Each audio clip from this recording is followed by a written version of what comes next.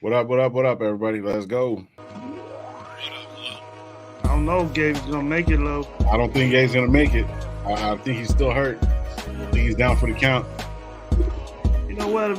That was yesterday night. Yeah, y'all threw it over there. Come on, man. Drink another beer. Hey, bro, but come on, man. You know, he doesn't drink. He's not a big drinker. And then plus he was drinking the draft stuff, man. Both days of draft. Is his birthday? It don't matter. It don't matter.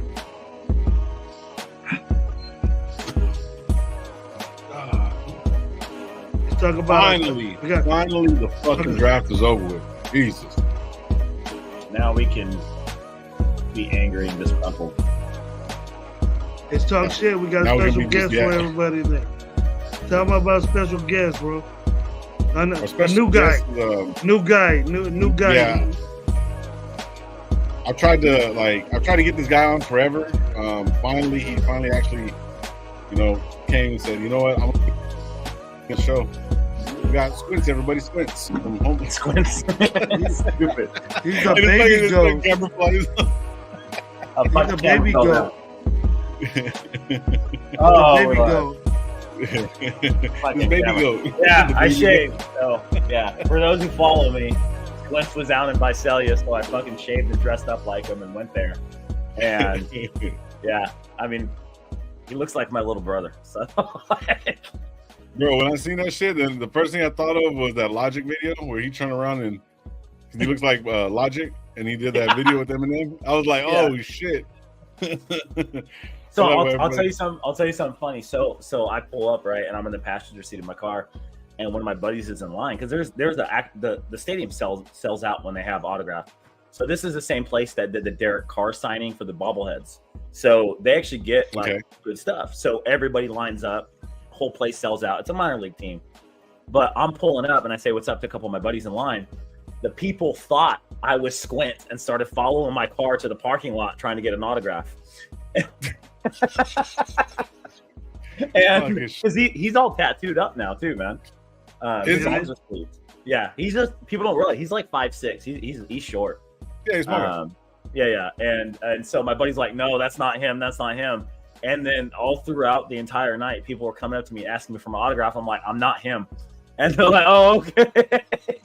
We're like, man, you look a lot bigger. You look less small on the screen. Dead on. No. One time, some kids came up to me and some parents asked me for the autograph, and Squints was maybe like 10 feet from me, like standing next to me. Like we were going on the field to do an event with them. Mm-hmm. And they asked me for my autograph when he was standing next to me. I'm like, that's him. I'm not him. No, oh, okay. And they walked over to him. Like, fuck, dude. I didn't even know he was sleeved up. I literally didn't even know. Yeah. But that makes a lot of sense with the video because he has his sleeves, his arms covered up. That's why you guys look the same way. Yeah, we look the same now. That's crazy. Shout out to everybody in the building, man. Welcome. You can pass for that, get all the perks, Josh. You can pass for that, get all the perks that he get. Wendy Peppercorn, what is that her name? You see the dude that dressed as Wendy Peppercorn? Yeah, I seen that. First of all, he was like 6'5". He was way bigger than me too. He was tall. He was a big boy. Fuck. Yeah, that was a big dude. And he wore a bathing suit. In his defense, he was with his girlfriend, so his girlfriend wouldn't Squints. Yeah. That's what I think you should do, bro. You should go to Bakersfield with your bathing suit on, low, and see what's going on there. Yeah, nah. Your most favorite one. Even though I know Brady would love to see that. Yeah. What's your favorite one? Just put your favorite one on. Nah, bro, that's too advanced. It's a family show. I mean, where you go? You're scared the kids in Bakersfield, bro. I'm not even gonna go there, man. Welcome to RaiderNationLive. It's the fucking draft recap. I'm so glad this fucking draft is over. So glad because I'm gonna be honest because fucking Josh and Gravy, you guys watch college ball. I don't. So I'm sitting there like, yeah, fucking this guy. You know what I mean? It's like now I kind of looked at the players that we got now. So it's like now we can kind of see that the team's kind of, getting put together and stuff like that. So now it's kind of like, let's go. You know what I mean? Where our team's coming, together. And as far as June 1st is right around the corner, bro, and that's where we're gonna have like I think $43 million. But we'll talk a little bit more about that. Like I tell you guys every time we pull up, be thankful for what you do got, what you don't drink your drive. We'll get to the chat and then we'll get into it. Raider Paul, what's up? Space Beast, Low, I just told people we're streaking over here. Let's fucking go. Okay. Let's go. Let's go. Hey, Gravy can't he can't streak because he always trips over shit. So you know what I mean? Shit. Joseph Barger, what's up, bro? It says you'll see when you get older. You see when you get older when your balls drop again. Your balls drop twice in your life. Your balls drop twice in your life. When your voice changes when you're a young kid, and then when you turn like 50 something, your balls drop. You start sitting on them and stuff. Mm-hmm. Yeah, you know, I was gonna say that, man. As of right now, the biggest show that we've had or most views was 2,400, and that was on the 4-hour show, man. Congratulations to Gravy. And that was a rated up, man. Yeah, you guys 4-hour show. 4-hour show, bro. Yeah. I'm good with 2, and that's even pushing it sometimes. But yeah, so me and Gabe did a 5. We did a 5. Was it when you? Nah, it was when you took off or something, and we were talking about the draft and doing something. But yeah, because it was a Friday show. It was a Friday show and Saturday back to back. Yeah. So my boys been putting in work, man. Shout out to Gravy and everybody. Who else? Michael G was on there, and obviously Gabe. Another big fucking shout out. I don't know if Gabe's gonna make it, but everybody, man, fucking spam happy birthday to Gabe when he pulls up. Happy birthday, Gabe. If not, go over there to Raider Gabe 420. Wish him happy birthday, bro. I believe I'm not gonna give him his age. Check in, man. Check in if you're live or something. Sean Johnson, what's up, bro? Salute, Low, Gravy, and Gabe. I sent you a lot of stuff on IG, the 8 players we signed and the 17 undrafted players, so we can discuss everything. Hell yeah. Ron, what's going on, bro? Salute to you, man. JC Jacko. Hello, everyone. Joshua here. I'm your inner voice. Joshua here. Make sure you like my page. Niggas in the shout out everybody. Space Beast, fucking Gabe quit. Done after 5 hours. You ain't lying, bro. Jesse, what's up, bro? Hopefully you're having a good one. Space Beast saying there's no reason to cut Jerry Tillery twice. Damn. So what up, bro? Salute to you, man. Hopefully you're good, having a good one, bro. We need to get to play Call of Duty this weekend, so we get on it this week. Jesse, what's up, bro? Dark Side's in the building. Ray Love, Raider Nation Pete, Dark Side 219's in the building. Alfredo's in the building. Trying to catch up to everybody real quick. SoCal Sal, hopefully you're having a good one. Cool Kev in the building. What up? Hopefully you're good. 831 Raiders, what's up, bro? Hopefully you're having a good one too, man. Hopefully everybody's weekend was good. Y'all made it home safe. Had a good fucking, night out, whatever, not. No DUIs, no kids, possibly. Dark, what up? But I don't know about Dark, bro. Dark's a big old player, bro. He might have a couple kids just walking out the house on Friday, bro. Shout out Dark, bro. Hopefully good. Were the Raiders waiting for Knicks at 13? That's a good question. That's gross. Yeah, that's gross. So, I'll keep that. We'll bring that up here in a little bit. Who else in the building? Trying to catch up real quick. Jess Cardenas, everybody's in the building, man. Scooby Palooza, what up, bro? Salute to you. All eyes on G in the building. 559, what up? So Low rocking a banana hammock at the Tropicana? No. What has been? I can't do it. I cannot do it. You know what I mean? Yeah. So Dark showing some love. Travis Stock Psychop? Okay. Leatherwood balls will drop within the next 5 years. God damn, that was a good one. Emokes. AOC for MVP incoming, bro. We're gonna talk about that because I was gonna give Josh a little bit of shit. I don't see what he feels about AOC. The true number 4 of the Raiders. My 2 cents. The greatest number 4 ever to play for us. The greatest number 4 to ever play, including 9 games. It took 9 games. Yeah, 9 games. He's the GOAT. He's the GOAT. 9 games to beat 9 years from the other guy. After 1 year, Jordan Love is the most accomplished quarterback from Bakersfield. So there's that. Wow. Yeah, because he took a team to the playoffs. Got a playoff win. Yeah. It's between Farva and Uncle Rico, bro. Man, yeah, that's fucking. See, you shaped the mustache at the wrong time, bro.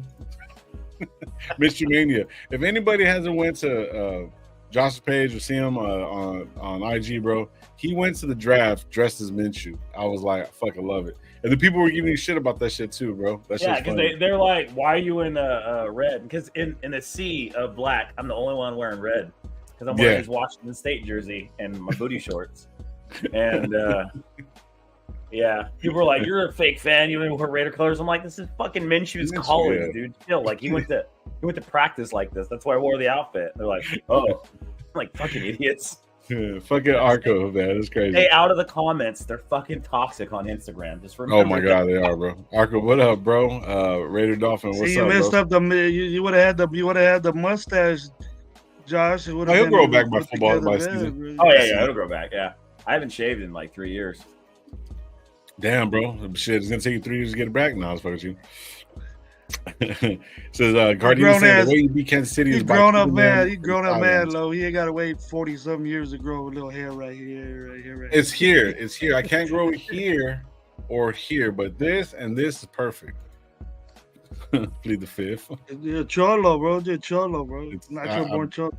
Natural born Cholo. There it is. Eagles really screw shit up like fantasy draft stashing. That's crazy. Orlando, what up, bro? Shit, who was it? Micah Parsons was talking shit. He's like, why does everything good happen to the Eagles? They always get these badass drafts. Like, he was legit mad. He's like, the best defensive cornerback in the draft just falls in their lap at 20-something. He's like, this is bullshit. Like, he was pissed. Yeah. How sad. He wanted him to be aggressive. Milton. I wanted Milton, bro. really wanted Milton. I'm pretty sad. Get out of here with that shit. Get out of here with that shit. We would have had 3 tight ends, bro. 3 tight ends and a quarterback. Good. That's good. Taysom Hill. It would have been Taysom Hill. Our offense is powerful, bro. Melton's going to be out of the league in 4 years. Calm down. The story behind it is one of the chats, people in the chat, they turn around and shout it out, Joe Milton. Like me, I don't know any quarterbacks, whatever, college, right?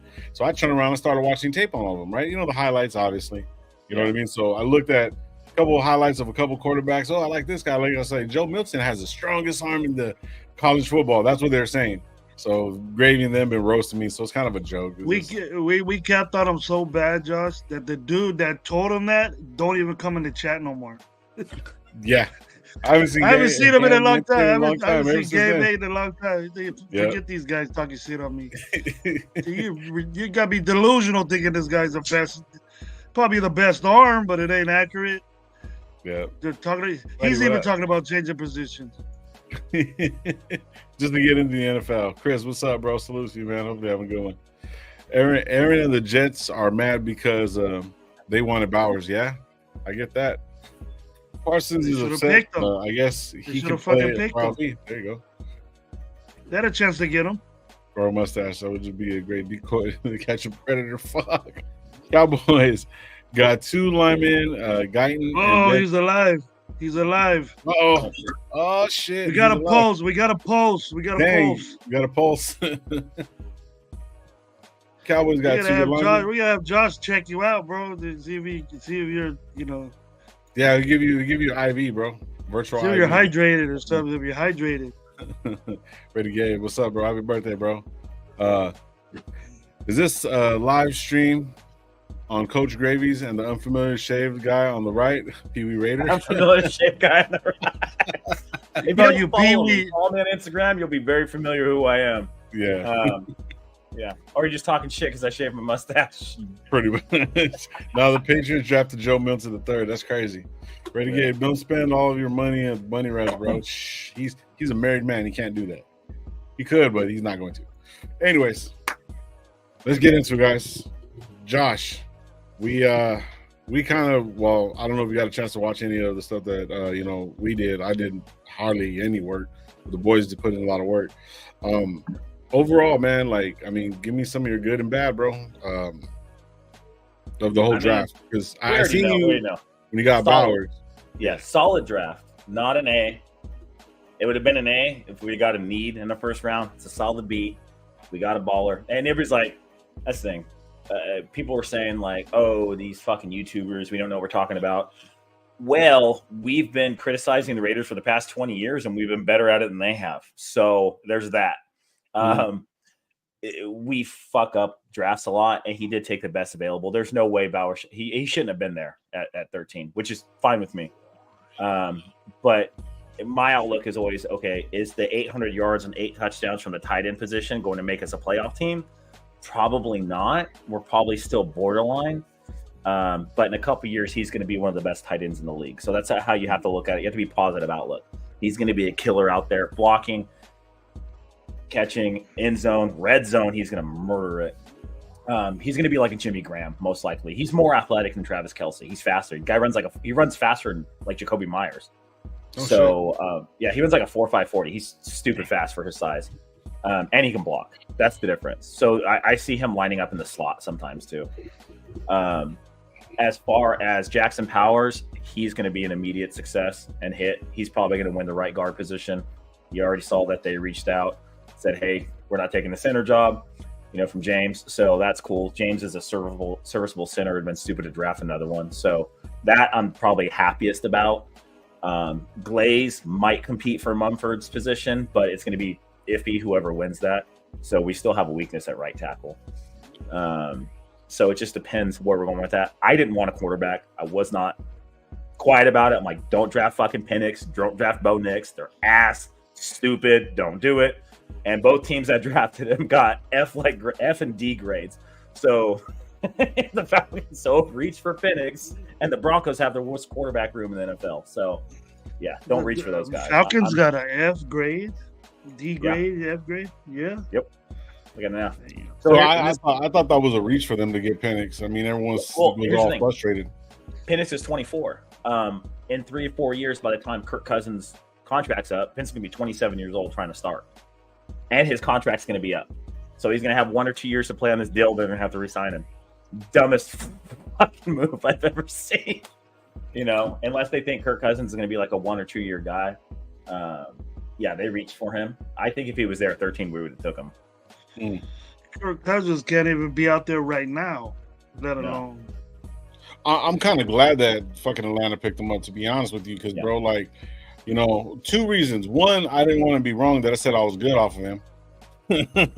And 2, I think it would have been a bad pick because the simple fact is, we still had to fix that right side.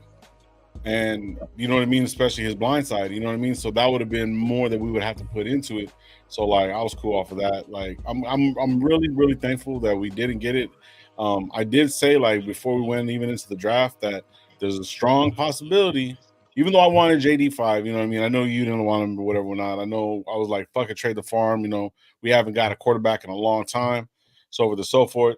But for me personally, that was the only thing that I wanted to do. But knowing that we could possibly start the season with AOC was a realization. You know what I mean? There's a strong possibility that it still might happen, even though guard dog's here, you know what I mean? So we have to figure that out. But I was all in for the quarterback. I just didn't want Penix, McCarthy, Bo Nix, pretty much those guys that I didn't want. I would have took Caleb Williams if possible, which wasn't going to be possible. Yeah. But I like JD though too. Yeah, and I think with I try to tell people the stats and the numbers on Nix and Penix. Bo Nix is accurate because he doesn't throw the ball. So he has one of the worst air yards per game. He has one of the least yards per completions per pass in college football. He's like 120th because he throws screens, RPOs, and slants. That's what he throws. He doesn't run a pro style offense. And somebody's going to see that and be like, he doesn't throw the ball down the field. He can't. Penix underthrows receivers. He had the best wide receiver core, period, in NCAA. And he still had issues. So Penix is not accurate on the run. He doesn't have good pocket awareness. He's fast, but he doesn't know what to do with it. And the thing is, he was injured 4 out of 6 years, and he's 24. So, right, that's like a red flag. But hey, let's give him, fucking 5 years and $80 million. That sounds like a good idea. That sounds like the Raiders thing to do. So I'm glad he got drafted because the minute he got drafted, I knew we were getting a quarterback because there's no way we're getting Bo Nix. I don't know what the hell Denver was thinking. They needed somebody, but Bo Nix was not good in college, was not good at the SEC. So I'm happy with the way the draft went. I think it probably wasn't as good as it could for us because otherwise we'd be stuck with one of the mediocre quarterbacks.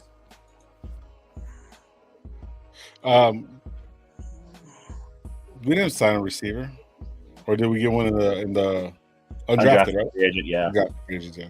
Everybody's always happy about the UDAs, man. You always sign like every team signs 40 of them, and you'll get like one on your practice squad. Like DJ Turner is like our drafted free agent, and Masterson. Yeah.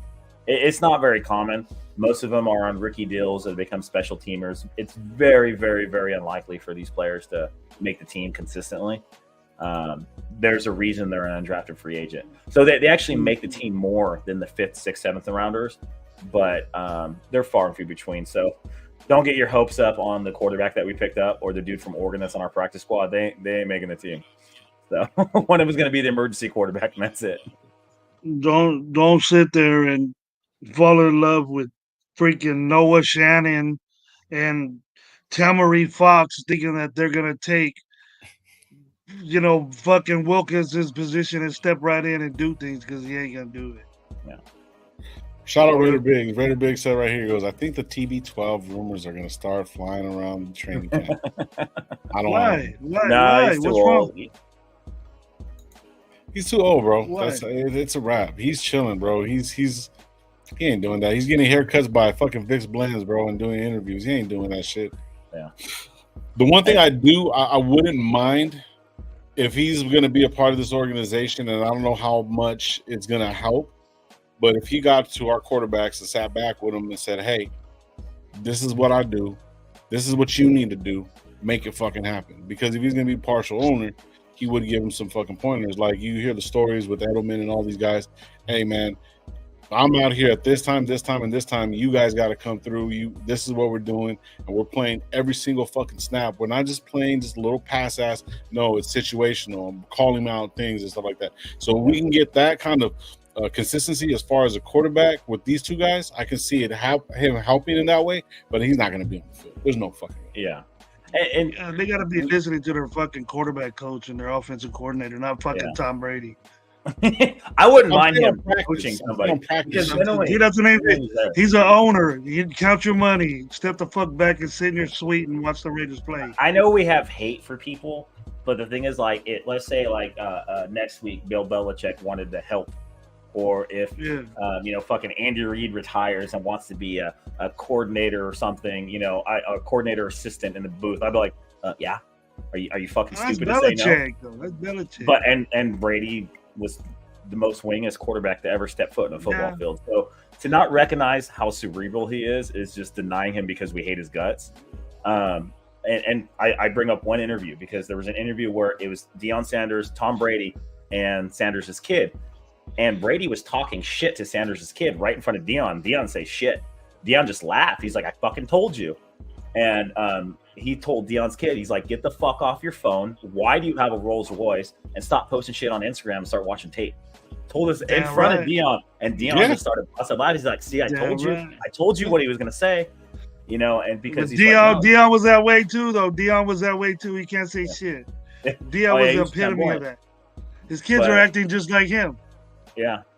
But, I mean, we have what we have now. I don't know who's going to be coaching our quarterbacks this year. Like, we need – I hope it's like Marvin Lewis is going to kind of go in there and, talk to everybody about that. We have a quarterback coach? I think we have a we quarterback do. Coach. It was that guy from the 49ers. Yeah, we were talking about him last fucking week. He was a quarterback coach. Our quarterback coach is Rich. Rich Scagrelli. But he was Jimmy G's coach, so don't think he coached Brock Purdy. Because I know I heard somebody say like, "Oh, he was Niners." I'm like, no, he was Niners a few years ago. But yeah, he was Jimmy G's, and then I want to say he coached Trey Lance too. I'd have to look it up, but. Yeah, we need somebody. The staff that AP put together, is a good staff. That's my only concern is the pass game. I want to see how it's going to do because, I mean, do you guys think AOC is going to beat out Minshew? I don't at all. I 1,000%. I'm waiting till money lines come out so I can bet Minshew's day one starter because that's how confident I've been saying that. okay, I agree with both you guys, but this is the only thing that I'm not really feeling, and we got to kind of realize and open up our minds to it. So, say Minshew got a 2-year. Well, Minshew got a 2-year contract. He comes in, whatever or not. It's going to give AOC a little bit more time with this offensive coordinator, learn it, sit back, and watch basically a veteran do his thing, right? So if Minshew turns out, he's in. I predict us winning over like 10 with 10 games with him. Maybe I'm not gonna go 9-8. I'm gonna go 10-7 with him because he actually has a defense and the boy could play regardless, whatever. He's no Super Bowl quarterback, but yet at the same time, he could have a resurgence, kind of like a Baker Mayfield. Even if you watch the Rush podcast, they turn around and said some shit like, he goes, why do people consider you the poor man's Baker Mayfield? Regardless of whatever of that, I don't mind seeing AOC learning how to use movement and learning the line and moving forward and letting him develop under Minshew, which is not very, it's hard to say coming out of my mouth. You know what I'm saying when I'm saying it? But it's like we have to really, really look at that, because if Minshew goes down, we're going to have AOC, and then anybody else is going to try to get in where they fit in, unless we make a crazy ass trade for any quarterback right now. But we got this defense for 3 to 4 years. You're going to waste that on trying to see if AOC can develop or not? Right. No, you're not. Next year, either we're trying to sign somebody that's a top tier starter, or we're drafting somebody. And I think we'll either trade up, or we'll take a late first round draft pick. So for me, that's what I was saying. Like, there was so many good quarterbacks. There is decent quarterbacks up top. I would have took Drake May. We talked about it a little bit too. You know what I mean? We tried. Yeah, I would have took Drake May. You know what I mean? That would have been JD5 or Drake May. But with the 10-7 record, we're gonna be picking 20th, 21st, just depending on how it lines up. You know what I mean? Then we're gonna have to jump up. That's gonna be crazy. You know what I mean? We could have done it now. I think it would have been less, but you have to kind of like stay. I knew that it was a stretch for us to go, because they have to show competence, in this draft. Telesco's kind of like a take it easy kind of guy, or be safe kind of guy, just from looking at his draft. So not looking at them not doing what they're doing, a lot of people were upset, but yet at the same time, all I was just saying is that next year, because we're gonna have a winning season, we're gonna be having to push up further. So we might have to go from like 23rd to like 5th or 6th, or it all depends on who emerges this year. You know what I mean? So and I think we would have some players that. Yeah, I think we'd have some players. And the thing is, if we're a quarterback away, if we're just a quarterback away, I think that's a doable thing. Right now, we weren't.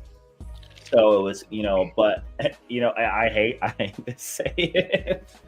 We got a lot of work to do. We got a lot of people to get. Next year, Dak Prescott's a free agent, man. And those rumors are going to fucking swirl. Those rumors are going to swirl because Dallas doesn't want him. You better take a big ass discount. I would take Trey Lance over fucking Prescott, to be honest with you. You're tripping. But just be ready for those rumors. I'm not saying I want them. Just be ready for them. So who's going to get the number 4? Raider Biggs is throwing out some stats. So what do you mean 28? Are you talking about QBR? Are you talking about PFF? Are you talking about turnover interception ratio? Like, what are you talking about? Because there's a lot of numbers where Minshew is like the 10th to 15th rated quarterback. As far as yards go, he's usually around the 15th. And his turnover ratio is actually better than Derek Carr's. So he has a turnover ratio about 2.3 to 1, which puts him about 14th, 15th in the NFL. So when they look at the quarterback rating, it doesn't necessarily it's an old stat, and people hang on to it because it doesn't do scrimmage yards. It doesn't have the end zone, anything like that. So when people say the quarterback rating, I dismiss them, because I'm like, you have no idea what you're talking about, because it's a stat that was made in 1960. It doesn't work today's NFL. Is it better than AOC's? The average quarterback rating, like players can go over 100. 10 years ago, that was unheard of. So what Minshew does is score in the red zone. That's what he does. That's what I was going to say. That's one stat that he does. Highly in the red zone. That's what he does. He won 9 games last year and didn't have a defense. And he had to play hero ball a lot because all the injuries on his team, and he had a shitty defense. He had a good offensive line, a good run game, and no defense. and so he probably had more turnovers than he was supposed to last year. But he's a 20-10 guy. That's what he is. 22, 10 interceptions, couple fumbles. With any luck, he'll hit the 25 mark. But all we need is 3,500 yards out of him. AOC is not much better, and AOC can extend the plays. He's not better. Yeah, he's not. I never seen. I know Mitchell didn't have a Minnesota game. Now let's talk about that 22 and 27 thing that people throw out the same fucking garbage and they don't analyze things, and it's frustrating. He started for the Jaguars for 2 years when they were ass, and then they had the number 1 pick in Trevor Lawrence. Yep. Think about that. He had a horrible team and was about 500 with them. Like, really think about that. They were straight garbage across the board. Where at Jacksonville, they beat us. Yeah, they weren't good at all. They weren't good, and they beat us. They didn't draft him to be the starter, and they're like, here, have fun. You're going to start for 2 years. Yeah. But, and last year he actually had a chance with a team with some talent, and he won 9 games. So you put a defense behind him. Like, that's the thing. Poor man Baker Mayfield. That's a perfect analogy. He'll win you 10 games. That's all you need. Yeah. Make a run. Yeah, and that's the only thing that I'm not necessarily afraid of, but I was looking at, regardless of all the numbers, because numbers can be misconstrued, to be honest with you. But, like, if you really, really look at it, he can win you some games that we really, really need. He has that experience. He can run the RPO, but that's going to, if we're going to go get a quarterback for the future, we're going to have to trade within the NFL or get somebody that's, like, second string, but then we're going to be kind of stuck in the same situation that we've been over these last fucking couple years, fucking decades, bro, to be honest with you. And if you really look at it, bro, those things I don't want to happen. But if you look at the draft and the way it looks now, this is what a draft, a good functioning team draft, this is what it looks like. Yeah. Minus the quarterback that we could have gotten. You know what I mean? So, yeah, so I don't know, man. You think their intention was just to say, you know what? We're just gonna roll with Minshew and fucking AOC.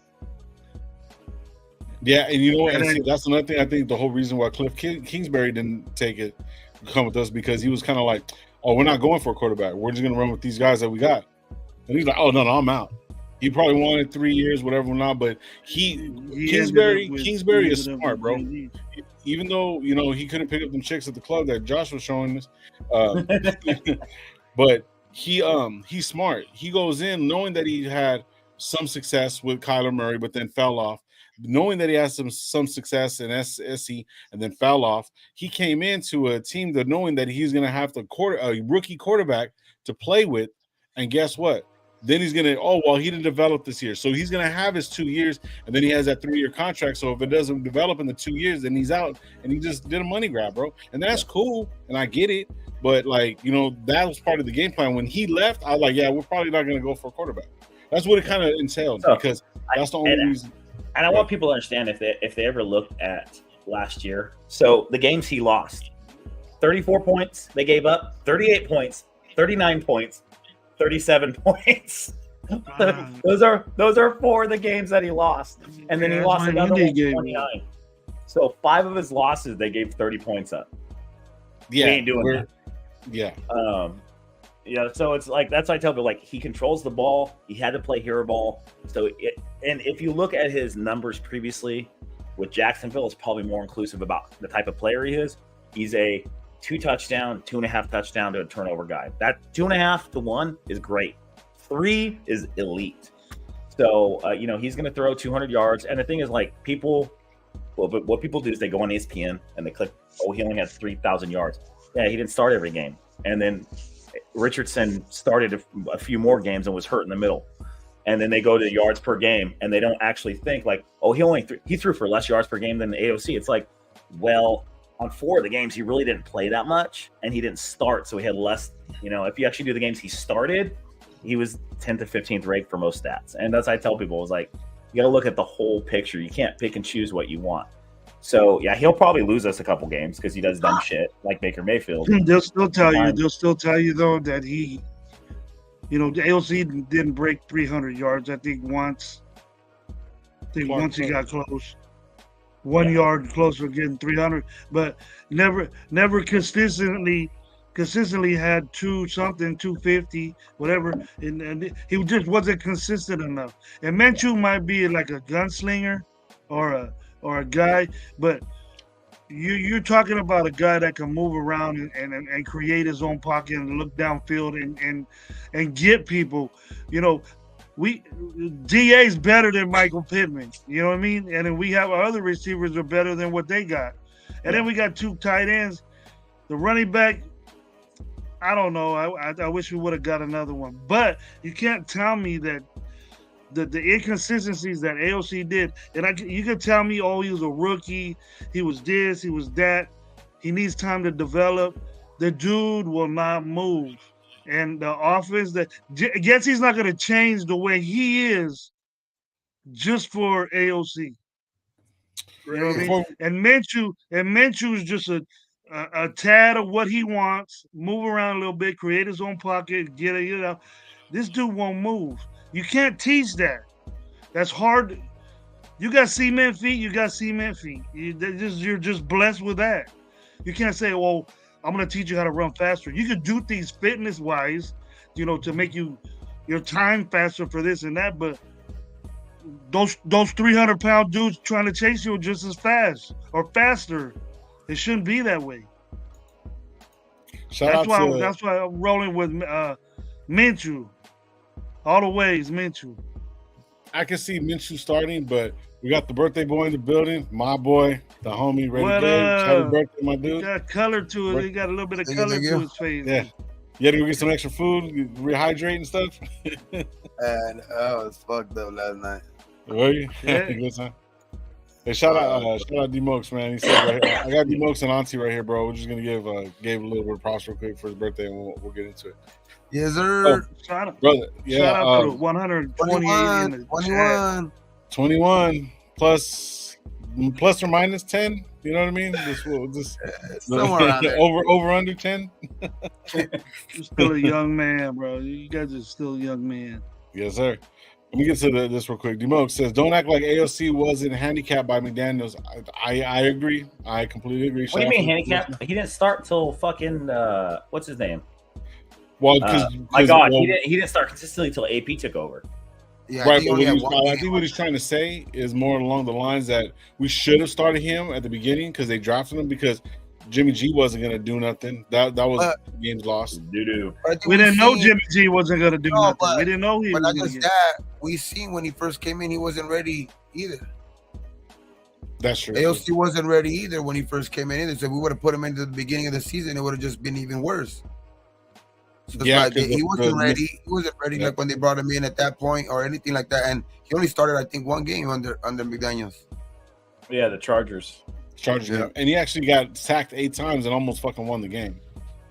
But rookie mistakes, I remember that shit. I mean, the Chargers going to charge, so. Yeah, true.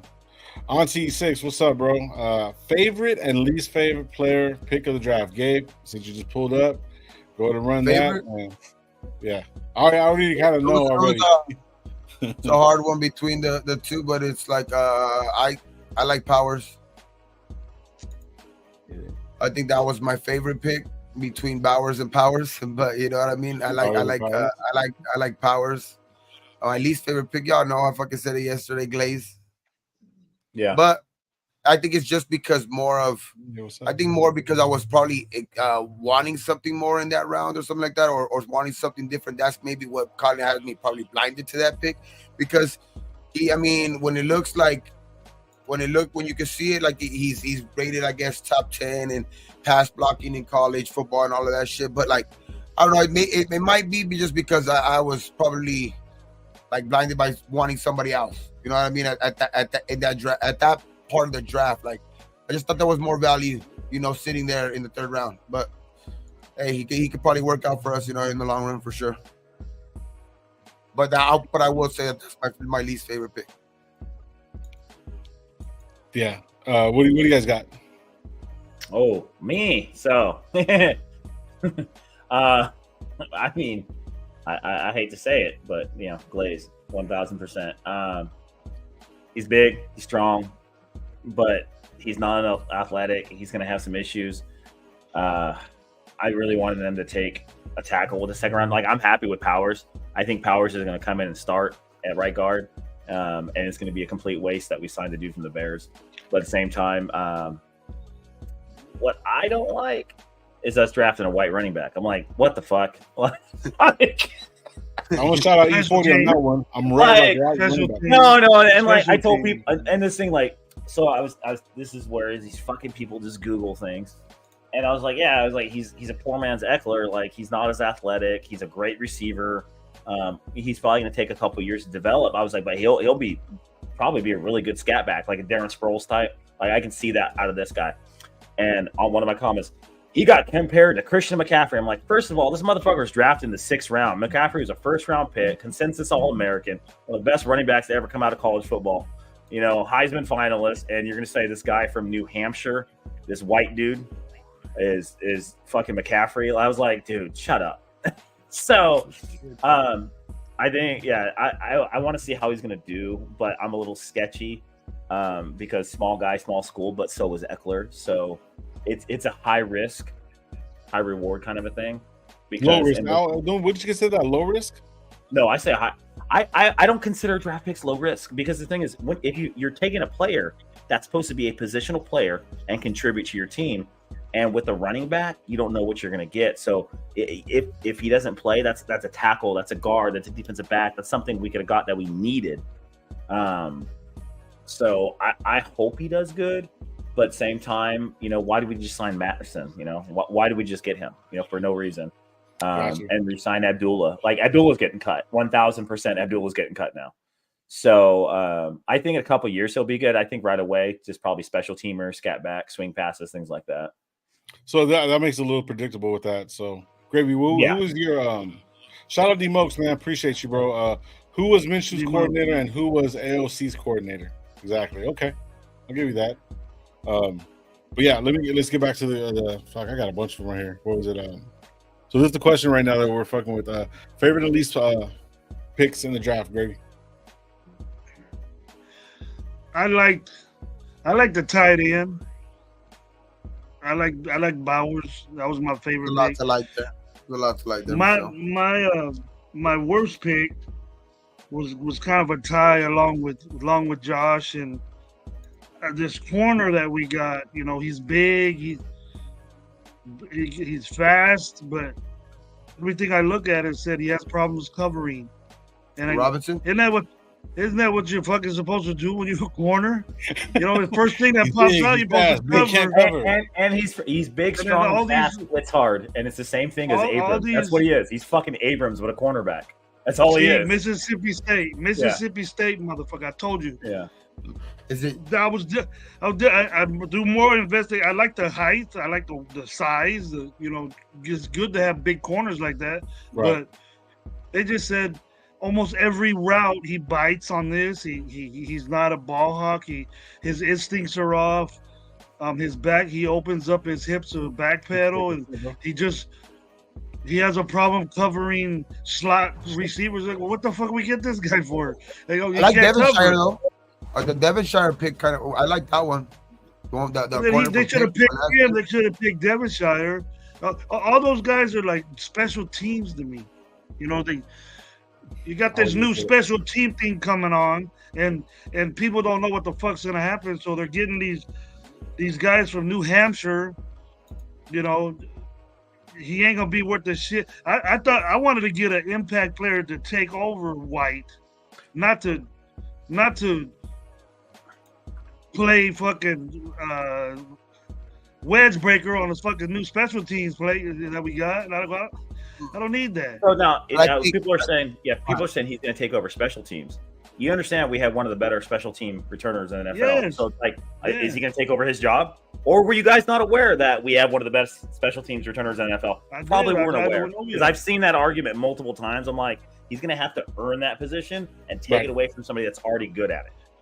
Yeah. To me, I think the Lubin pick was more just to compliment Zamir, to be honest, because when you take a running back like that, where that has just a basic, like, his specialty is coming out of the backfield and catching the ball, right? That's one of his specialties, to be that type of running back. So he's going to come out basically on third and longs and stuff like that, situations like that. Of course, he has to get his pass blocking better. That's one thing I did see out of him, that if he is going to be a back like that, he needs to get his pass blocking better. But I also think that the reason why they didn't take another running back like that we probably wanted more is I think that this coaching staff believes more in Zamir than we do, to be honest. Because I think that's the only reason you don't take. That's the reason you don't take a running back, because or that's the reason why you don't take a running back that could possibly be the workhorse. Like you know what I mean. So it's like I think that they believe more probably in Zamir than we do, to be honest. I believe in Zamir. I think Dylan's cap is probably going to be like he's going to be Jalen Richard. That's what he's going to be. A Washington Richard kind of hybrid. Exactly. That's what he is. I mean, that's okay, but you still need it. You need a feature back. And the thing is, we ran a three-headed running back for a while, a couple years, and it worked good. And Washington was kind of the odd man out. So I think Mattinson's probably going to be the odd man out because he's just not explosive enough. He's not productive enough. He's the worst starting running back in the NFL last year. So he'll be there a year or two. And he's a little change of pace back. You hand him, ball a couple times a game.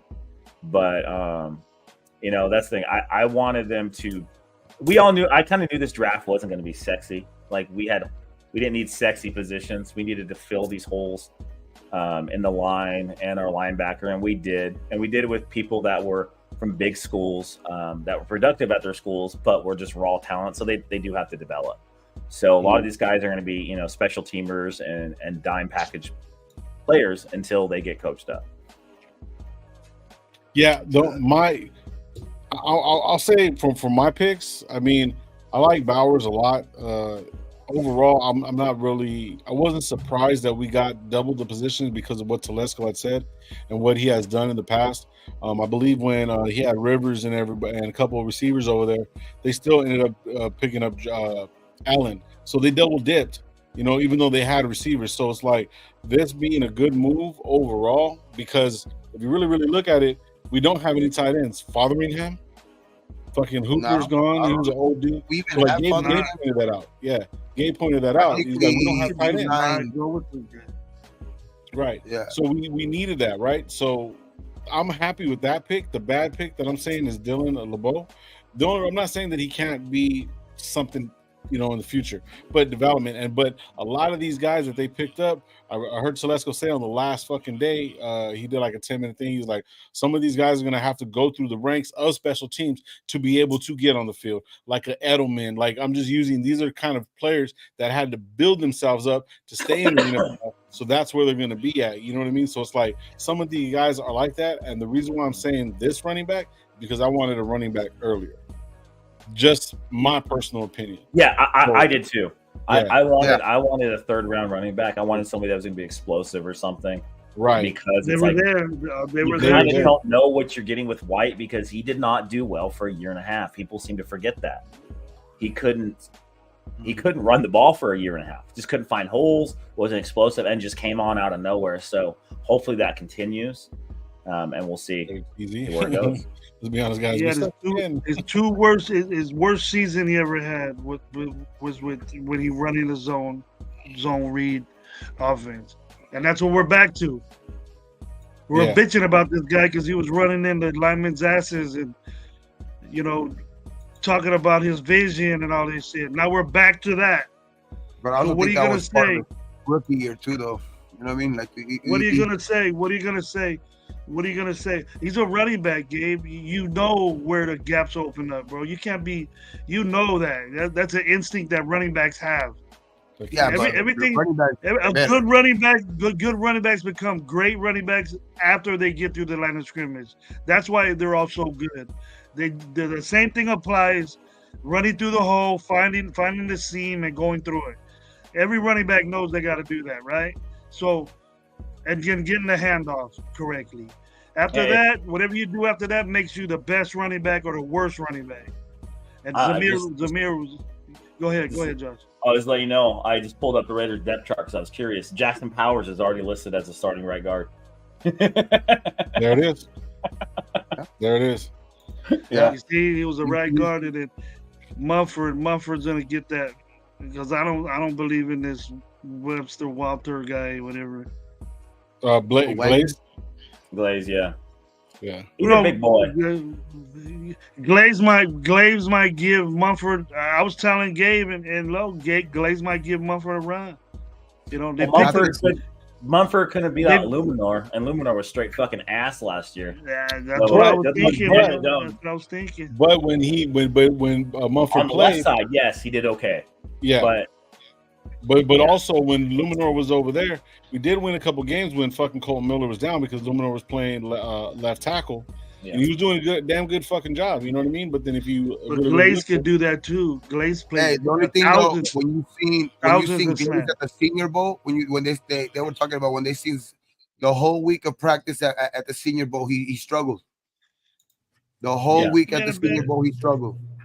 He had a bad week. If I hear one more person call a fucking player a dog, I'm gonna scream. I swear to God, I wanted to punch a hole into my fucking TV because every pick was what the hell's the Sports Illustrated guy? I always forget his name. Dylan Luby's a dog. No, he's a dog. We need more dogs. We don't need cats. Sit on we need the dogs. Bench. Get on the bench. We need more dogs. We need ferrets. We need dogs. We need dogs. No, it's hard. I know it's hard in those later rounds to know these people, but you know, as far as running backs concerned, this dude ain't got no business being in.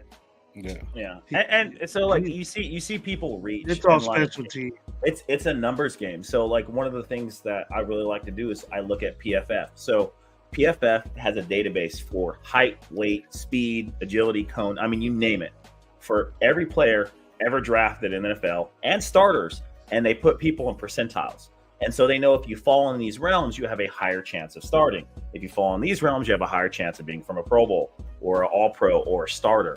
And it sounds silly, but it's basically a numbers game. So like we know quarterbacks that are under like 6'1" don't start very often. We know players that weigh under X don't play very much. And so it's a numbers game. And when a lot of these players in the late rounds, they don't meet all that criteria. Usually they have to take a couple years to get their man bods on, develop because they're 20-year-old kids. You do see things like that. So it's a lot of these players are going to be development, 5th, 6th, 7th round picks don't come out and start usually. Especially from New Hampshire. Yeah.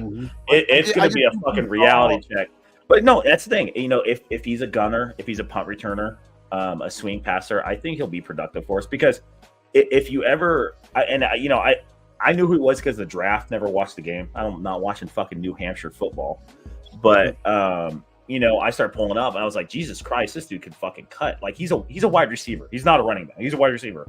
He is a slot wide receiver that can run the ball. And the cone drill and what he was doing in the Senior Bowl, he could outcut and outmaneuver anybody 5 to 7 yards from the field, period. Everybody. It's just he didn't have breakaway speed. So I could really see them using that because we don't know if Zimmer White can catch the ball or not. I don't think I've ever seen him catch a pass. Yeah, that's a good fucking point. I'm dead serious. I don't remember Zamir White catching the ball. So I'm going to look that up right now. I don't even know who that is, Johnny. Fuguero and Fatua had so many opportunities to get him, but we passed on them. Oh, he was a tackle. Dogs, not dogs. Fuaga was the tackle from Oregon State. He was the number 1 ranked right tackle. He went right after. He went to the Saints. Yeah. So the Saints drafted all the fucking players I wanted. They got Kool-Aid. They got Fuaga. and they got your favorite quarterback too. And they got Spencer Rattler. So they're trying to be. I wasn't talking about Spencer. So bad, it's sad. Like they just. You like Spencer Rattler? Fuck no. Yeah. No, I'm talking about Carr. Stop shit. Yeah, my favorite was Spencer Rattler. They kept comparing him to Mahomes. I'm like, why? Because he's half black. Like that's all they have in common. Fucked up. That people are outrageous. Well, he's a little bit light skinned. I was like, why? Because he's half. Like that's all they. No, that's like saying. No, that's like saying this Luby kid. You Josh Jacobs. He come in just like Josh Jacobs. But that's what they try to say. He's like, he's like the next coming of McCaffrey. Relax. He's a dog. He's a dog. Marcus Peters was a fucking dog in a locker room. He could straighten all these guys out. Yeah. Yeah. But no, and the Senior Bowl is a really good thing to watch because it's a lot of 3rd, 4th, 5th year players that have something to prove and they go against high level competition. So you see standouts at the Senior. I watched the Senior Bowl. You see standouts and you're like, hey, this guy can ball. This guy's good. He's beating up on people. Powers was fucking people up at the Senior Bowl. As a center, and so a lot of these players do really well at the Senior Bowl because they're able to go against competition and better players than they normally do week in, week out, because it's people that are actually going to be drafted. So there's a couple of videos. The defensive tackle from Texas, I forget his name, the big dude. He was getting manhandled. Yeah, he was getting manhandled by a couple linemen, and that was like one of the highlights because he was getting beat up in the middle. And this dude's like 340 or something like that. And Powers was moving him around. So it's like, hey, you're talking about Sweat? Sweat, yeah. And so Sweat was getting worked a little bit by some of those guards and centers. And so these people were trying to make a name for themselves. And like, oh, hey, these might be a little bit better than we thought they were. Yeah. I like Go ahead. I just think that Telesco, the thing with Luby, man, I just think that he just saw too much of like a Eckler in him, which you're not gonna get that type of production to that. To be honest, like Eckler was like a fucking lightning in a bottle type guy. Now, when you get an undrafted guy like that who gives you that type of production, I mean, and even like that, you still seen some of the flaws in his game where because of the injury wise. You know what I mean? He was a smaller dude, which that's the other thing you have to battle with the guy when you draft the guy that small and stuff like that. He's gonna, you know what I mean? There's bigger, stronger dudes in the league now. You know what I mean? Is he going to be another lightning in a bottle like a Eckler, dog? It's very, very, very hard to say. You know what I mean? Because that's just hard to duplicate. But I don't know, man. I think he was enamored with that. He had too much of a similar game to that. But I don't know, man. I just think we could have, if we wanted to pick somebody that was going to actually like take over, I think we should have been like the Glaze pick. That would have been a perfect spot to go running back. Because there was so many running backs still on the board at that point. You know what I mean? There was still Braylon Allen. There was still, Garendo. There was still, there was still some backs out there that could have probably even pushed, Zamir to probably even start this year, dog. So it's like, I think that the Luby pick was just, I don't know. It was just it seemed too like fishy. Like, man, bro, you literally picked that guy because he probably reminds you just because he reminds you of Eckler. He has a similar run style. Eckler never had a 1,000-yard season, right? Not once. Yeah. It's basically that's what I'm saying. He's more. He's going to be more like looked on to help out in the passing game. Yeah. Coming out of the backfield, maybe line up in the slot. You know what I mean? Play action type shit. You know what I mean? There's gonna he'll beat a linebacker. He'll get some use. If they put a linebacker on out of him. Yeah, if they put a linebacker on him, he's gonna toast him. Oh yeah. There's nothing. But like that's the thing though. Like the NFL, some of these guys in the later drafts, man. Some people that are undrafted, bro, they have to become journeymen. They have to fucking do all the dirty work, and then they get their little bit of shine here and there. He reminds me of a lot of the guy that I really want to pick up a couple years back was Barrios. Barrios, small little scrapper guy out of fucking what was it, the U, I believe. And he was just good. Every time that I seen him on tape, on film, he was doing something. He got a couple good big plays, but that's all he's going to really be. He's going to be more of a depth piece. A lot of these guys, they're going to be depth piece. The only ones I really see starting is Bowers, Jackson, and possibly Eichenberg. You know what I mean? That's my personal, what I'm looking at. You know what I mean? You might see Wilshire or fucking what's the name, Taylor might get something in there, but we got other guys. These guys are meant for development pieces, and if they break out, they break out. You know what I mean? That's kind of like what I'm looking at. But those three guys are going to be a big impact for me. I'm saying Bowers, Powers, and fucking Eichenberg. Because somebody put together a database for this, and I was curious. I was like, oh, this is fucking cool. So like one night I'm down a rabbit hole on my couch, and you know what the biggest contributor to being a starter in the NFL is? It's fucking wild. It's being drafted from a Power 5 conference. That's it. And then it goes based off round. So like a Pro Bowl, 75 to 80% of all players that make the Pro Bowl are from a Power 5 conference. And then it kind of goes a little bit deeper in that. So your 6th and 7th round picks to be a quality starter, first round is 50-50, second round's about 25%, third round's about 12%. Then after that, it gets cut in half. So your 5th, 6th, and 7th round picks have like a 2 to 4% chance of ever starting the NFL. Like it doesn't happen very often. They're mainly positional players and backups, which is okay. I think people people want these sexy picks. I'm like, no, we need a backup safety. Like that's what we need. Like we need depth. People think because a guy is fucking Ed Reed's cousin, he's to come in and be in the Hall of Famer. Like, no, like just relax. We got Epps, we got Morrig, just chill. Yeah, but see, we also got Chris Smith. You know what I mean? The Power Mouse came into his own, but he had to develop. That's kind of a weird story right there. And then with was it Devonshire, right? This is the safety, yeah. Is it Devonshire? No, Devonshire is the corner. The corner. No, Trey's going to be the one that's going to be coming up because Epps is on his last year. I'm pretty sure Epps will probably resign for maybe another 2 years. But he did well for us. He didn't do great, but he did well. But not to get like a record-breaking contract, moving forward and stuff like that. But I mean, the depth at secondary is a big need, and a lot of these guys can develop because the simple fact is we're going to have so much pressure from that defensive line that these guys are going to be able to use their speed. Every single starter on our secondary is going to be a free agent next year. Oh shit! Yeah, Hobbs is gonna get paid. Bennett, they're gonna keep because they have him on his rookie deal. Bennett, Hobbs is gonna get paid. Jack Jones is on a low key deal, so he could prove himself, but I don't think he's not gonna get a big payday because he hasn't shown enough yet. So even if he has a good year, he'll get a mid-level contract. But Hobbs might get paid because somebody's gonna say, hey, we have a stud cornerback 1. He can be cornerback 2, and he'll be even better. So but for me, I think the best defensive player we got is Tommy. I think he'll take Luke's spot. I think he's a solid fucking run blocker. Run stopper. He can't cover. That's his problem.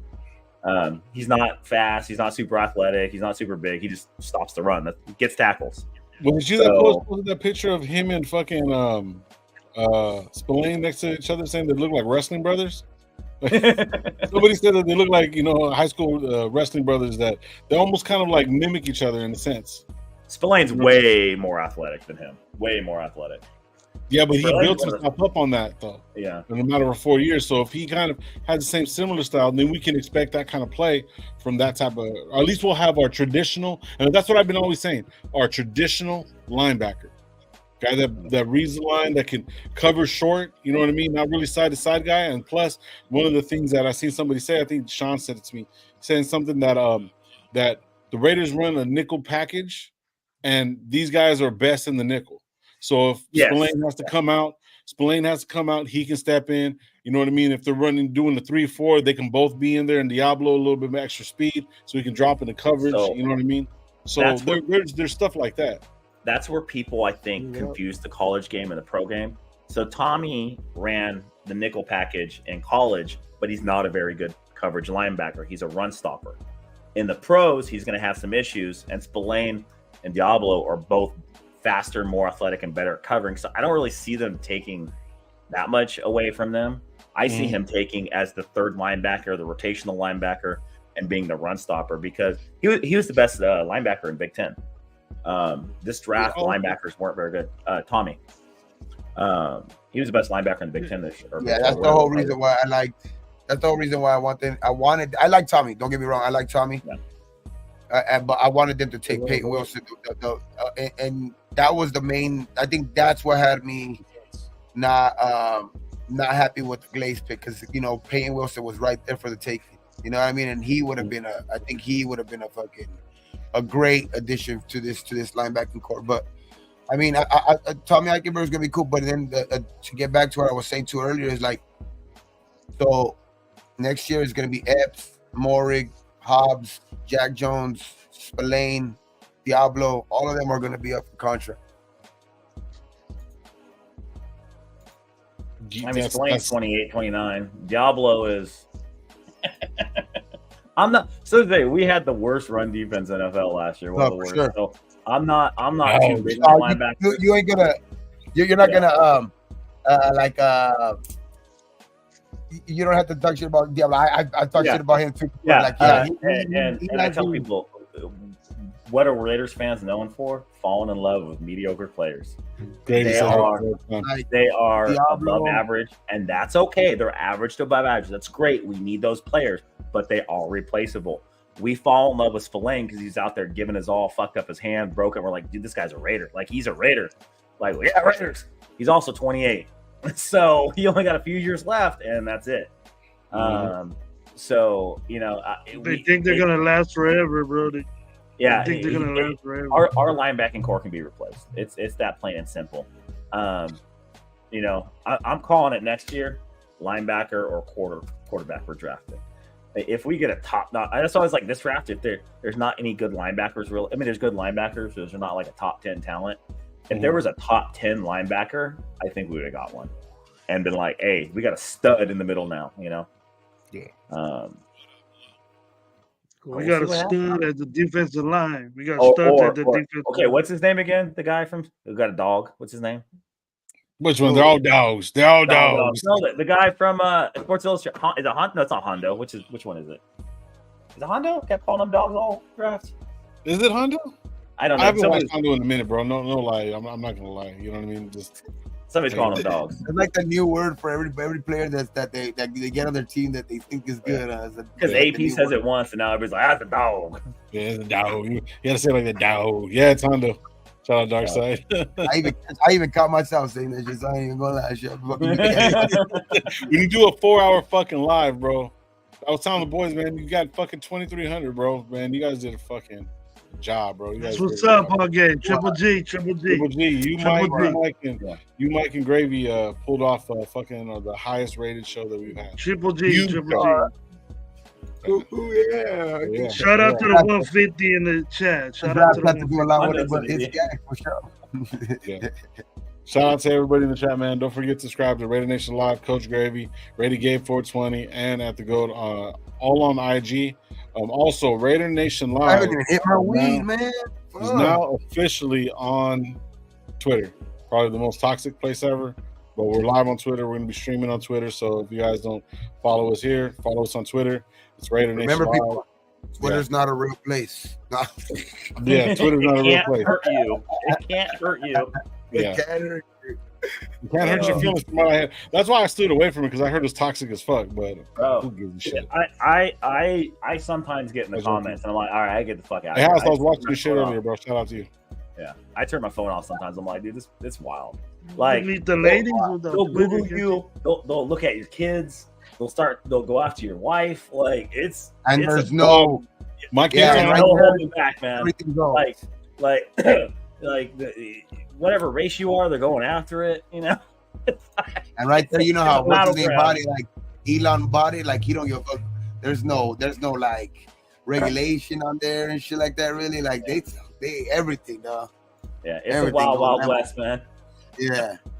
They said he's an alien. Is he an alien? Now you want to talk about aliens? When I try to do the alien show, you don't want to do it? They said that Elon Musk is Anunnaki. Ah, fuck. Yeah, we're not talking Anunnaki. Let's talk ball, bro. He's been here before. Okay. I just like that the fact that we finally got a draft that, for the most part, I like most of the players that we drafted. You know what I mean? There's some here and there that they're like question marks. So weed on Timu. Fuck. Yeah. I'm not buying that shit. Oh my god. Cybertruck. Nah, but yeah, it's just I like that. I like the pick star. Like it kind of made me happy after the draft to where it was true. You know what I mean? Like, even though we didn't get a quarterback, because you know how me personally, I was like on going for quarterback. You know what I mean? Like getting quarterback in the first round too, and that was their plan too. I guess that mean in hindsight now, you know, there's the reports of them saying that they were only going to take a quarterback in the first round anyway. So it's like it's kind of like the thinking that I was on too. Like if they don't get one in the first round, I mean, there's not really. You know what I mean? There's other ways in this draft that you can still improve this team, and like, you know, like right now, you know what I mean? So it's like, and I think they did that. I think that's what they accomplished. You know what I mean? I think the offense had some holes. You know what I mean? Especially when all the quarterbacks were taken by 13, the offense had some holes that you were going to need to fill to be able to at least have the quarterbacks that you have on your roster be able to succeed. You know what I mean? So, like, if you're gonna want them to succeed, we're like, at all this year, you're going to have to improve the offense, and the Bowers, the fucking those 2 first draft picks, address that. For me, they address that. Like, I and you can see that what kind of like type of identity they're trying to build. On the offensive side at least. So I want to know. I want to know how the fuck the Broncos drafted a quarterback in the first round and still have the worst quarterback room in the NFL. Like, I don't understand that shit. Like, it just doesn't fucking make sense to me. I was like, I saw their pick. I'm like, no. I think Sean Payton's ego is so fucking grandiose because of Drew Brees, who's a generational talent, one of the best quarterbacks ever stepped on the field. He sees fucking Bo Nix. He's like, I can fix him, and it's gonna blow up in his fucking face, and he's gonna get fired. Let's keep it 100. Like, for real, Russell Wilson, regardless of whatever, is still fucking Russell Wilson, and he couldn't do that and embarrass them, bro. Like the way he did, bro. Man, I hope fucking Steelers beat the shit out of the Broncos, bro. I fucking pray for that. Hey, shit, bro. Fun fact: Squints is a Steelers fan, and he's happy they got Russell Wilson. I was bullshitting with him about fucking football. Squints, bro. Yeah, he thinks Fields is going to start in a year or two. I was like, yeah, I could see that. They didn't even pick up Fields' 5th-year option, so I don't even think he's going to be there next year. They'll pick it up. They'll renegotiate his contract. He'll sign a team-friendly deal as a backup or something. I don't see why we didn't give up our 5th or 6th fucking round for him, bro. I would have taken him in a second. For Fields? Oh, yeah.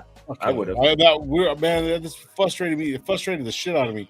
2 of the quarterbacks, besides, if Russell Wilson would have went to fucking Jaguars, bro, and he would have came to the Raiders, I'd have been happy. That Les Ride shit, that just completely took me off the fucking board from him. But if he would have came, I would open them, arms, obviously. But people would have given him shit, though. But, I mean, I don't understand why we didn't go get fucking Fields. It just beyond blows my mind. But I understand why, because I don't understand why, because it still just doesn't fucking make sense to me. But, yeah, it's a little frustrating for me, because that's kind of a guy we need. But we have Getsy, so there's that fucking thing right there, too. That's what kind of scares me, too, about this quarterback room. But it's funny that Broncos. I don't see how they're gonna fucking dominate with Stidham, Sam Darnold, and Bo Nix, bro. But they got the Danuch.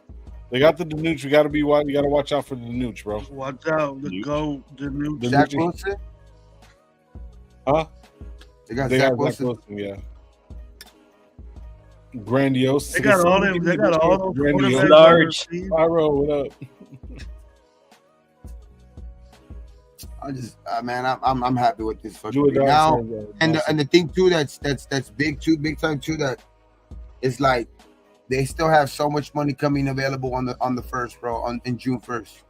You know what I mean? So it's like $24 million still coming available on June 1st. You know what I mean? Post June. So I think the free agency still like to look for players and shit like that. We're still gonna be able to improve this team even more, bro. Hey, what up, bro? Oh, next year we're gonna make a splash in free agency again. Just watch. We're gonna do something that none of us expect. We're gonna get another top tier player at one of the positions, because we're gonna have fucking $20-30 million to dump on somebody. So it's like, all right, what do you want? It's gonna be. We're gonna get a good player. It just depends what is available, who doesn't resign.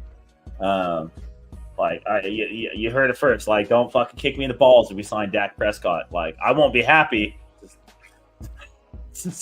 Definitely not. But it's fucking. But there's some good players that are fucking gonna be raging lesser and good offensive linemen too. Josh 2-9, dog. Oh, go get the Sun guy, bro. Put him on the Raiders. We're getting Johnny Gruden, John without the H and the Y, Johnny Gruden. That's we're getting Dak Prescott. Now, with all the like expiring contracts on the DBs and all of that shit too, like you can see somebody they could probably sign somebody big time in that department. You know what I mean? A safety, a corner. You know what I mean? Shadir Sanders, bro. I don't want Dion's fucking kid. That's going to be a glamour disaster. Dude, please tell Josh. I don't want that shit, bro. Tell these motherfuckers, bro. Like, Gravy knows. I think he's gonna work out. I think he's gonna work out fine, bro. Oh, Gravy's awesome. Gravy's trolling like a motherfucker. Gravy, stop trolling, Gravy. Look at that smile. He's that little creepy smile. He's like, hey. Bro, so George Sanders sucks. I don't even think it's necessarily that he sucks, dog. It's just that you don't want that attention with coming with that, dog. Like, you could go to a team that needs that. Like, we don't need that here. He has punching a stripper all written all over him, man. Yeah, like, you don't need that here, bro. Like, you really don't need that shit over here in Vegas and with the Raiders and shit.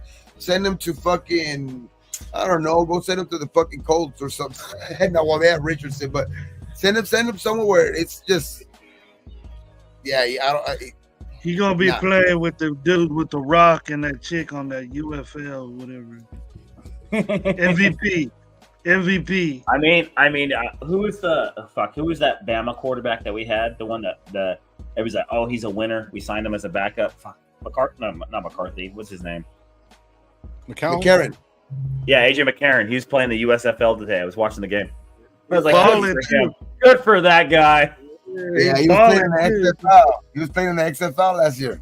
Yeah, I mean, he's solid. He's a winner everywhere he goes. Is what fucking Gruden and McDaniels were saying. AJ McCarron, yep. I got a question for everybody in the chat, man. So our fearless leader, our head coach, said that everybody has a price. He also stated that, AOC, don't be surprised if he had, a whole off season, whatever or not. So for me personally, do you guys think, is there any way possible that we could trade or do something after January 1st, June 1st, to go get certain any quarterback in the league right now that's a starting quarterback to come and start? Is there any possibility of that? I really don't think it's, to be honest, to be that late in, because June, it might not seem that late, but you want to get a quarterback. If you're going to bring a quarterback, you want to get either draft, because that's obviously that's the only way you can get them, because they're in the draft, or at the starting of fucking, free agency, because you want them to get your fucking system and all of that shit, dog. And it's just like, he's going to be behind the 8 ball, just for the mere fact that, Minshew's already been there 2 months. AOC's already been there for, 2 years. So it's like, I don't know if unless it's somebody like that you can't really miss on, like it's a fucking Josh Allen, Kirk Cousins. Like it's just, I don't see somebody coming in June. Get Kirk Cousins. Carter Bradley, bro. I already seen shit like that already, dog. Like, I already seen fucking post of what Tom Brady. You're falling in love with these guys already. Brock Bowers is number 17, or what is he? 15, 17, going off the racks. He hasn't even picked the number yet. Off the racks. Hey, and somebody was talking shit. Yeah, he is. He's 89. He's 89 or something. They knew I wasn't happy with the pick. They were like, I bet you're still going to buy his jersey. And I'm like, yeah, I'll be the first motherfucker to get that shit signed, too. I don't give a fuck. That's what I do. Yeah, like I remember even on the first day, like I said, I liked the pick from the beginning, but I also was, okay. I acknowledge that. I also acknowledge that if we don't go get something that we've all been wanting, like in the first round, and don't follow it up with that, you know what I mean? Like, that's why I love the Jackson Powers pick even more, like, because that solidified that first pick a little bit more. You know what I mean? Because like, yeah, you didn't go get your tackle in the first round, but you still address the offensive line and like, as somebody that's really, really good that could have been either drafted in the first round or kind of where he was at. Like, that's kind of where he was supposed to be at, but like he could have went anywhere from like late first round to like where he got picked at. So it's like, I like that pick. And that's what made me like the first round pick more, because if they would have followed it up though with like a receiver, then I would have been like, what the fuck are we doing here? You know what I mean? It's just like, what the fuck are we doing? Yeah, I was in tune. It was a draft from the get go where you knew, if you know football, you would have said that was a good pick with Bowers, and then The second pick was even more impressive. So I started thinking, yeah, we're gonna have a fucking badass draft, and then we get glazed. Nobody knows the kid. Nobody, bad reviews. I don't like bad reviews right off the bat. Bad reviews. This guy is puss. He reach for him, reach, and then my shit went like this, and I go, oh, then we get this corner. I go, all right, that's good, man. A big corner, and I get the information from him. He can't cover. So I go, what's going on here? Then we get the running back. You guys know I wanted a running back at the third, and we got you a white one. So and everyone was there. I don't care if he's white, but just a running back. Not from New Hampshire. Hey, we had a historic draft. Okay, like you guys get. We had a historic draft. We had a white running back drafted and a white cornerback drafted. I don't know if that's ever happened since like the 1950s. I don't fucking know. But who's a white corner? We've had it was the first white cornerback drafted, I think, since like Jason. Oh, Dijon. Like yeah. And I was like laughing. I was like, this is funny. But as far as like Bowers, like I told people, I'm like, yeah, I'm happy with the pick. The guy's going to be a Pro Bowler. He's going to be a fucking killer, a great weapon, but it wasn't a need. And I don't feel like we really addressed the tackle issue. At the minute we got Powers, I was like, Mumford's going to start. We're relying on him for this year. And I'm like, okay, let's see what he does. He's from Ohio State. He's a big boy. We'll see if he has trouble with speed rushers on the right side. That was my main concern. But the minute we got Powers, I'm like, our guard's set. James is starting. He's a mid-level center. We're going to have a probably top 10 guard in a few years. Powers is a fucking monster. His problem was he can't move left to right, but he's a center, so they're usually more agile. You put him at guard, he probably won't have to pull as much with the type of running. He can do the zone. He can do the zone. Yeah, he can do the zone blocking. He's a wrestler. He's a monster. So I'm happy with Bowers, but at the same time, I'm like, fuck, dude, we just got Meyer. I think that was everybody's consensus. But he's going to be better than Meyer. He should be better than Meyer. I think it was a safe pick for a player that's a top 5 player. He's fucking Jimmy Graham. That's what he's going to be. So my question is, with you guys, you know what I mean? And not more of a question, but I mean, just tell me if I'm tripping or not. And Gravy, obviously, you're going to always tell me the truth, except when you lie to me. But so Powers being a center, with Powers being a center and then going to the right guard, doesn't that, and then Parham being a center as well, James is kind of the odd man out in the front, in the middle three, right? But shouldn't all of them really be taking snaps at center just in case of barring injury, whatever or not, and they can all do their job? 2 questions about it. Is them 3 being all taking center snaps during practice and whatever not, is that going to get them better timing? You know what I mean? That's the one question that I really, really want to look at. And also, if we decide to go Powers as center, would James ever move to the right guard position, or is he too small? No, at that point, James ain't on this team no more. Yeah. Okay. Yeah. The intention of getting Powers is to put him in center in the future. James had a new contract.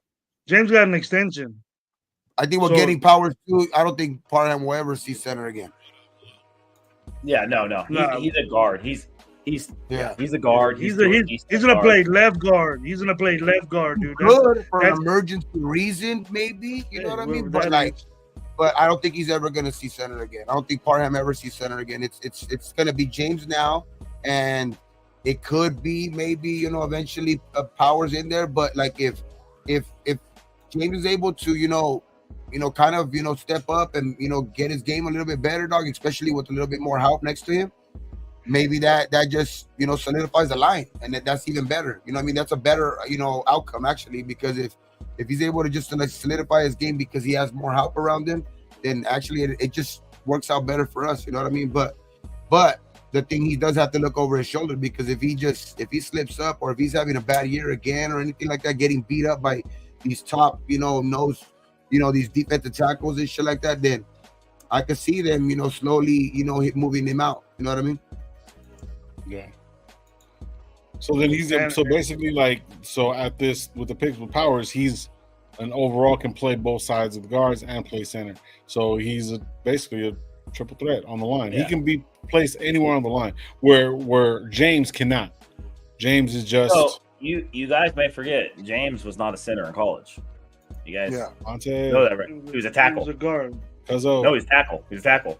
And he played the opposite side of Colton Miller. That's why we got him. UCLA. At UCLA.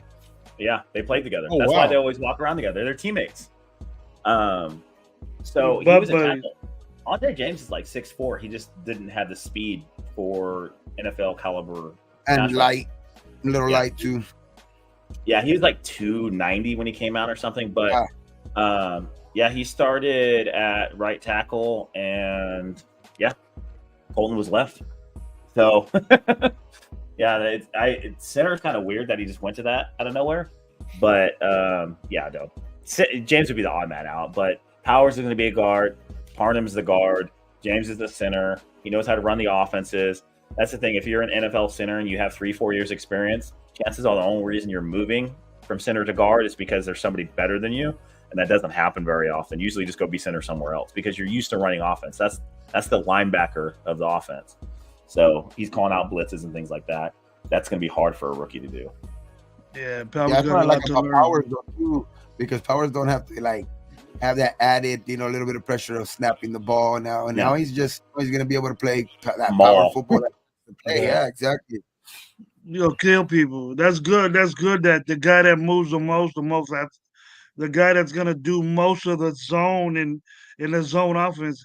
The tackles are just a muscle. The guards are the ones that are good, that do the most work, that open up that seam for the running backs to get through. So having that guy there that's pretty athletic, they can move, and if he was with Oregon, that's nothing but fucking zone they run. They run RPOs up the ass. So he's way used to that.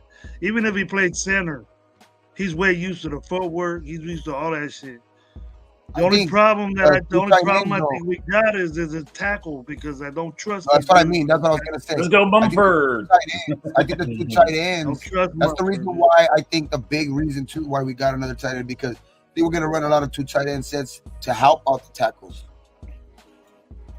But see, that's going to be in our favor, right? Because simple fact is the two tight ends, and then even Mumford getting the help. I think Mumford going into his third year, he's going to do good this year. Let them put a linebacker on Meyer and Bowers, and it's a matchup nightmare. One of them's going to get open. So I think that's what they were saying. So what's going to happen is they're not going to be able to run 3 linebacker set. They're going to have to run a 4-2. So right off the bat, we're going to be at an advantage with bigger line and bigger tight ends that are quicker, that can run block a cornerback or a safety versus a linebacker and get more push. I think that's the route they're going to go. I think we're going to be a run-heavy team. But the thing is, you're just trying to create matchup nightmares. You're trying to create problems. Like, you can't put a linebacker on Travis Kelce or George Kittle. George Kittle's the best blocking tight end in the NFL. He fucking mauls linebackers and even worse with defensive backs because you have to have somebody that's fast enough to cover him. And that's how he got so good at blocking. And they run behind him all the time. So I can see Bowers doing that because they're going to split him out, put him in motion. And it's like, well, we got to have a third cornerback in, or we got to have a fucking, a nickel safety in to cover him because a linebacker is not going to do it. Those guys, they're probably going to put a safety in there or something. Yeah, they're going to put a safety in the box. And more often than not, he's going to have 20 pounds on the safety and 2 or 3 inches right off the bat across the board, if not 30 pounds. So it creates. Meyer is way bigger than Bowers. Bowers is what? 6'3", 240. He's like that tweener position. That's why I say Jimmy Graham. Because Jimmy Graham was kind of long and lean. Myers the traditional, hey, I'm a big boy, 6'4", 250, 260, a little bit slower. So, but Bauer can block too. So, both of them together is a nightmare for defensive coordinators because one's going to go on a route and the other one's going to stay home. And see, that helps the tackle out. I'm concerned with the tackle, but it's going to help the tackle out. And then will most likely be Myers because he's bigger, but we got that other big guy, Bryant, or whatever, from the Bears. Harrison Bryant. But he does the same thing. The guy that goes on the route, Meyer can catch, Bowers can catch, So really doesn't.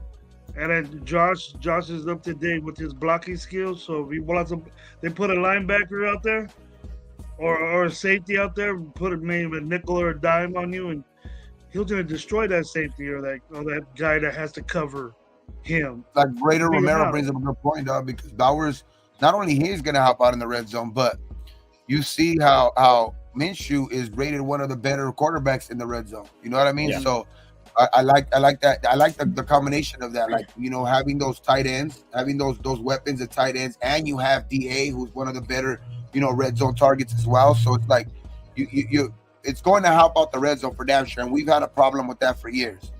So like I'm liking that part of it for sure. It was very rare that you're not good in the red zone when you have a running back like you had in Josh Jacobs. It's weird. If you got a good running game, especially the year when he led the league, we still sucked in the red zone. There was a quarterback play, basically, because that he was known for not being good in the red zone. And then, you know, AOC wasn't a threat in the red zone either.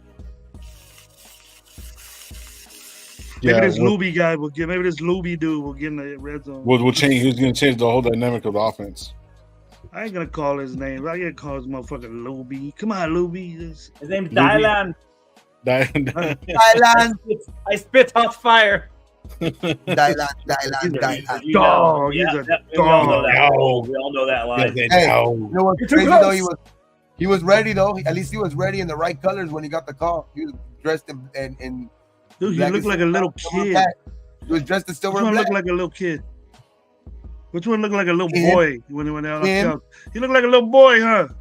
Yeah, he's fucking like 5'3". I don't know how fucking big he is, but he's like, how big is he, bro? He's like 5'10", 200 pounds. 5 what? 5'10". 5'10", like 200. He's a big kid, big boy. That ain't big. That ain't big. He just looks smaller than that. He looks young as fuck, boy. He looked like he just graduated from high school. DC was opposite of a cow in his own. So you know, somebody somebody put it up here. So who's gonna take Meek's spot? Would that be Bennett, and then move Hobbs to the second? That's the hope. I mean, Bennett should be because that's what we chose him for. Meek. Well, Meek played basically. Corner. Robinson. Oh, the nickel corner. Oh yeah, Bennett. Yeah, Bennett. 1000%. We drafted him in the 3rd round to do that. So then that means Hobbs is going to have to go number 2, right? Yeah. Hobbs is a slot corner best in the NFL. Yeah. So then Hobbs is playing where he's supposed to play. Number 1. Hobbs is not good on. Hobbs is below or an average corner, but he's so athletic he makes it up. He's the best in the NFL when it comes to slot corners. So if we Bennett needs to step up in his play and take over that job, because I don't feel confident in this new dude we got if we can't cover. You know what I mean? And Bennett's thing was covering, and this other corner that we got, the other Bennett corner can't cover that well either. So he's. As I think Bennett's just stupid athletic. That's why we drafted him. Yeah. Mm-hmm. Well, let's hope that our front is that good, you know, to keep him off that island as much as he's probably gonna be. He's supposed to be the guy. People ain't gonna mess with Jack that much because he's already picked. He's a problem. You know what I mean? Jack Jones is a problem. They're gonna pick on Bennett. They pick on Bennett. At least that defense. We got to hope that defensive line is strong and get to the quarterback, so Bennett doesn't have to have that much pressure on him. And we didn't end up letting go of Faison, right? He's still on the team. I think so. I think Faison's on the team. It'd be good to keep him. He's a big guy too. Bigger corner. Yeah, but his injury shit last year had me fucking scratching my head, dog. He literally was supposed to come back in week 4. That motherfucker didn't come back to like week fucking 15. With shin splints. What's your diagnosis of shin splints? What's your diagnosis of shin splints? Shin splints, Josh. That's what I mean. Those things suck. It hurts. And it doesn't go away. The only thing you can do is rest. Yeah, 15 it's weeks? painful to walk. It sucks. Like it's bad. 15 weeks you cover? I wouldn't say that much. It's just repetitive stress. So the more it you aggravate, so you can like have a setback. You can like have setbacks if you push it too hard. Yeah. Because the reason why it's a very thin muscle in the front that's only covered by one. It's like it's a tendon, but it's covered by a very, very thin muscle, and once it comes out of whack, you're fucked. And it takes. It can take like a month or two. I mean, that's pretty normal. Yeah. But they usually go away on their own. It's just one of those things that just bother, like turf toe. Like you can play with it, it just sucks. It doesn't feel good, you know. They said that's one of the most painful, like that turf toe shit, like to play with. Like you ever had gout before? That's what turf toe feels like. It's just excruciating. I don't want to ever feel. Yeah, you don't want it. Ever want to go away again. Your toes inflamed. Everything hurts. Sometimes like pus comes out of it. Like it's just fucking gross. It's all bad, dude. Like you joke like, oh, you got turf toe. No, it sucks. It sucks. It's bad. Oh yeah. You don't it's crazy how the name sounds so like oh man, get over it. It's turf toe. Nah, but when you actually go into it and like deep dive into what the fuck turf toe is, like that's your big toe, dog. You need that for your balance, and then it's painful. Yeah. You know what I mean? Like for like. That's taking some of the better players out for like extended periods of time. There has been some players who played with it, you know what I mean, because they just have probably a higher pain tolerance type shit. But like Charles Woodson was one of them guys that played with it for a while. I think Dion played with it for a while. That motherfucker is suffering from it now. But it's just he ain't got no toes. They cut him off. Yeah, that's what I'm saying. Like he's suffering from it now. What the fuck? Turf toe ain't that bad. They're cutting off freaking toes, and these guys are retiring from football. That's bad to me. That's bad to me. Dion, like turf toe. Like you say, you have your foot when you step down like that, and you know how your toe bends. It's the second knuckle. Though. I think of your big toe, the second knuckle and third knuckle back when you plant. Yeah. It just blows up, like gets swollen, red, fucking. It can fuck up your toenail. It's just annoying, like, and it hurts. Like, there's nothing you can do about it. Like, so people just tape it up and just kind of deal with it. But it won't go away if you keep using it. And you can only take so many shots too. Yeah, that's crazy. Hey, you never had Toradol. Toradol is fun, by the way. If you never had Toradol, Toradol, I've had Toradol. Yeah. So I have actually I've dislocated all my fingers right in this hand, my left hand.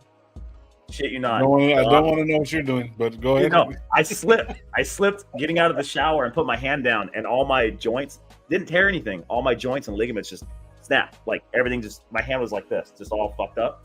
And I'm like, oh shit, like, oh my God, I just dislocated everything. They gave me 2 shots of Toradol, put it all back in place, didn't feel a thing. I was just in the bed like, Toradol is crazy. Yeah. Toradol is crazy. Ew. That shit's pretty. I used to get it when like I get that sciatic nerve flare up when it would like my sciatic nerve will flare up. Yeah, they call you the gout. All right. If you don't know, I'm a nurse. I do wounds and orthopedics. That's why I know this shit, dude. Yeah. This is what I do for a living.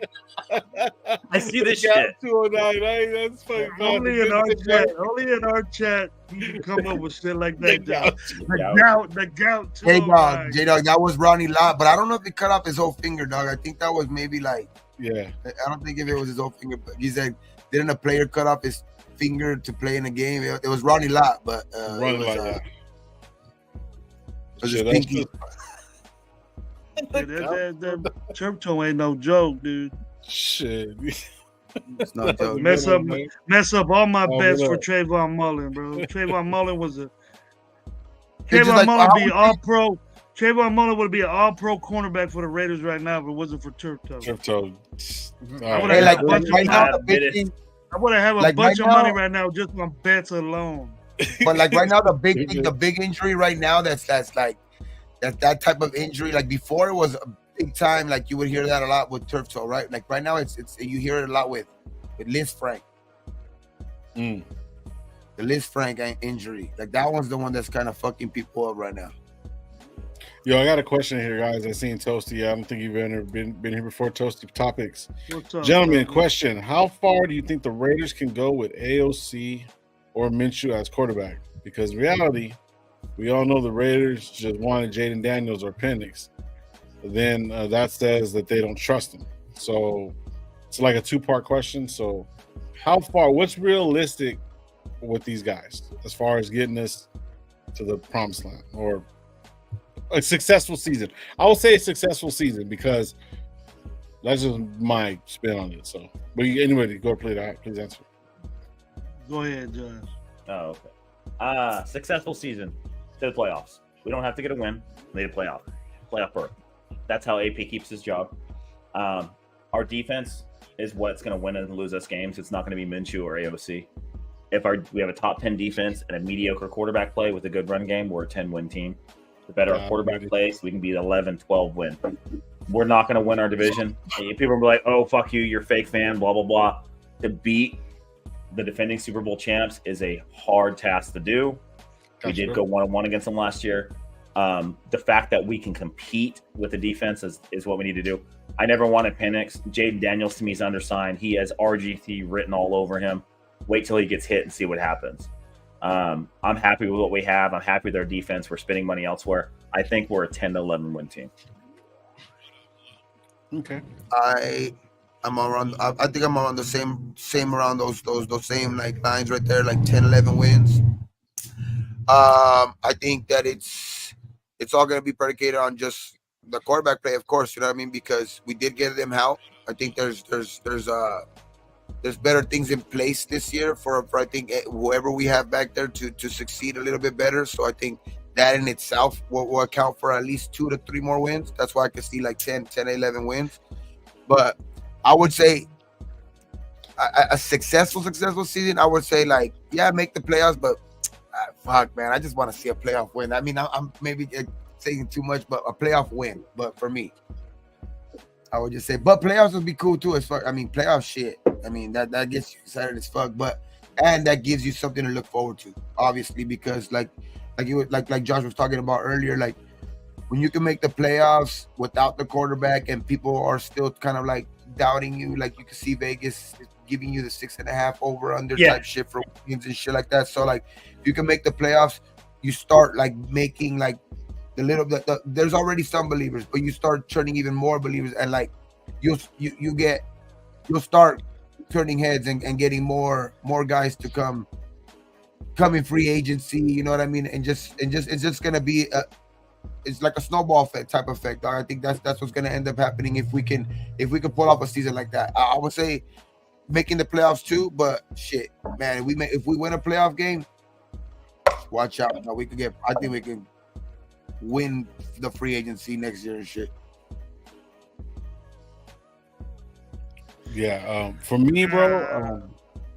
Go for Gravy. My bad. Go ahead, bro. I'm just yawning. Okay. For me personally, like I said earlier, 10-7.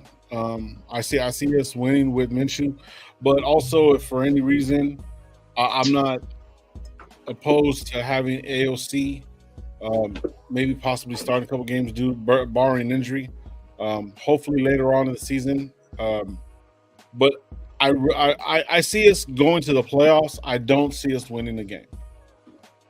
I really, really don't. I just want a playoff win, and I think it'll be the matchup. I think it'll probably be a matchup. Yeah, it'll probably be a matchup, because if we match up against a team that's, it all depends on matchups and playoff stuff, because you can get a team like, how the seeding shit is kind of weird sometimes. You can get a wild card, but be playing like a division that had they won their division with like 9-8 like last year with the Bucks or something like that. Like if we could get a matchup like that in the playoffs by like a wild card, shit, that would be the best case scenario. But yeah, it all depends on matchups for sure. Hey, I have a question. Sorry, is this real? Can you see this? It says Joe Alt, I'm gonna fuck shit up. It says I'm gonna fuck Max Crosby shit up. People are putting that quote around online. I don't know if you guys can. Probably too much glare. Good luck, homeboy. I don't know if it's real. I got it sent to me like 3 times in this podcast. That would be. I hope it is real, to be honest, because that shit that would be cool. Because that would be fucking Max. Ooh, Max gonna fucking love that shit. He gonna get schooled up. Yep, Joe Alt's gonna get that rookie treatment. Max gonna love That's that what shit. I think. This is what I think, Lo. I think it goes as far as our quarterback play. I think it goes as far as our running game. That running game has to be, great for these two quarterbacks. And we can't be a one-dimensional type. I don't think we'll win a lot of games if we're one-dimensional, just throwing the football. So me personally, I'm not being negative. I know we have a good team and we're on the up, but we didn't address what I thought we needed as far as the running backs are concerned. And that matters because your coach said it. Our coach said that he wants to run the football. And I'm not satisfied with what we have back there. And that helps the quarterback out a lot. And I think without that person or people in that area, I think we're going to be 9-8. But if we get if something happens and the running back play is good, I'm not saying it sucks, but if it steps up to where I'm convinced that, hey, we got 1,000-yard rusher here, 1,200-yard rusher, and then he's helping out in the red zone, and he's blocking, he's doing all kinds of stuff to help the quarterback out, then we'll be in the playoffs. But we have to focus on winning our division first. We got to win our division. We got to dethrone those guys. Yeah. So that's my take on it. You guys can think whatever you want, but I think just that area, the quarterback with the quarterbacks we have, we need that running game to be great. And I don't think we have that right now. We can't be one-dimensional with these guys throwing the ball all around. Bad things happen. I mean, that's a good point, Grady. Like, I mean, that was one of the things that I really, really wanted to address because even though Josh Jacobs is gone, he fucking actually, you know what I mean. He was a key factor, but when he was healthy, he was a key factor. You know what I mean. But there was some games he just wasn't doing nothing. You know what I mean, and he was getting stopped up because we're kind of one-dimensional. You kind of knew when Josh Jacobs was in, we were going to run the ball. So like Calm saying running back by committee, and also Telesco saying that shit, that might be in effect. So they're not going to know what to expect. You know what I mean? Then plus, who knows what other running backs we might pick up, after June 1st. So we'll see what happens, man. But if it all's got to come together, but I don't think it's going to take very, very much besides the guys that we got in there. What we got right now, we can make the playoffs, I believe. No, but I think it will go against our identity and everything. To be honest, I think if we are going to be one-dimensional, it's going to be more running the ball, to be honest. I don't think we're going to go out throwing the ball, slinging the ball. I think that if it's going to be one-dimensional, it's going to be that way. I would see it more that way, leaning towards that way, just because I think that's Getsy's philosophy. You know what I mean? I think that's what, AP's kind of wanting to run. You can see that, they went offensive line heavy. They went another tight end. So it's kind of alluding to them kind of trying to run the ball more. So that's why I'm saying, if it is going to be more one-dimensional, I think it's going to be, going heavy towards the run. But, I still see, I don't know, man. I just see, I see Zamir. I could see Zamir having a good year this year, man. I guess, I don't know why. I could just see Zamir having a good year this year. Shout out Biggs, who put it on a Rebel. That was Joe. That wasn't Joe Alt. Somebody else made that shit on Facebook. That's what I figured. Yeah. Yeah, man. I do got a question for you. During the draft, when we were watching it, and I know it's kind of crazy the way we were watching it and stuff like that, but you were there too, fucking Josh, bro. They give the draft NFL gives Raiders no love. ready to pick in. Boom, that's it. Run. Like they turn around and do stories of everybody while we're fucking drafting. They're talking about the previous draft. They didn't even say nothing after the fact. I was like, bro, we got our number one pick. No, they just said best player available, blah blah blah, and then cut. That was it. Done. Yeah, that's fucked up. Nah, and if Bowers had got drafted by any other fucking team, they'd have done a whole thing about how he was the most dominant tight end in college football because that's what he was. And how athletic and how he's a utility knife and played running back and wide receiver and fullback. Oh yeah, that's what he if did. you would have went to the Jets, if you would have went to the Jets like they want, like supposedly he was going to go to, that was like the team that he was most slated to go to.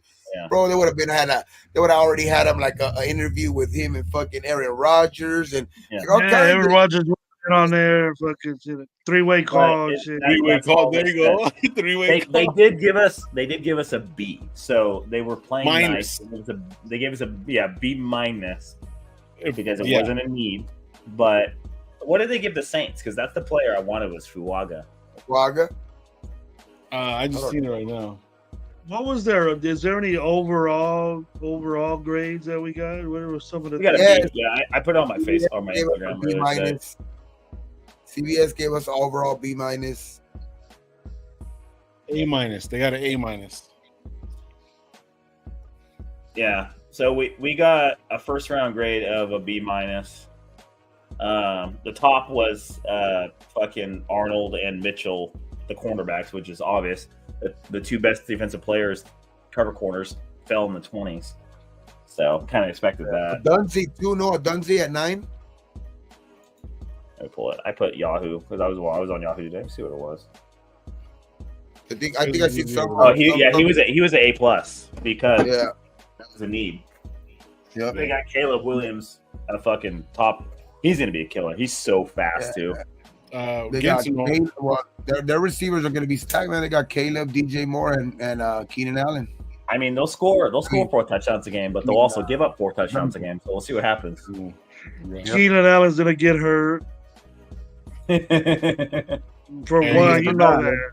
We still got a Duncan and DJ Moore. DJ Moore is a baller too. You know what I mean? Yeah. They're saying the Bears already going to the Super Bowl, bro. I know about that. That's the shit I'm hearing, bro. They're gonna be playing the same type of shit like USC. What they're gonna do? They're gonna be playing like USC last year, like good on offense and terrible on defense. Yeah. So no matter what, you're giving the Bears too much credit, bro. They're gonna be good on offense. I think they're gonna be good on offense. They just have too many weapons. But you can't compare them to USC because that's bad. Yeah. Man, so shit. I'm happy with the draft, bro. Didn't they get Swift too as the running back? Yeah. Under Swift. They got Swift and that Herbert guy. Yeah. Pretty good running backs there. You're right. They got a good offense. They got Cole Kmet. Yeah. But they ain't got fucking Bowers, homeboy. No, they don't. Bowers. No, they don't. Bowers and Bowers. Oh, they got Badgett. They got Badgett. Hey, Badgett beat our ass, bro. I know. Don't be talking shit on Badgett. He beat our ass. Look, that's why I brought him All up. Eyes on G says, I never heard the Bears being we got beat by backup quarterbacks, bro. We got beat by backup quarterbacks in the beginning, man. Did you guys see that shit?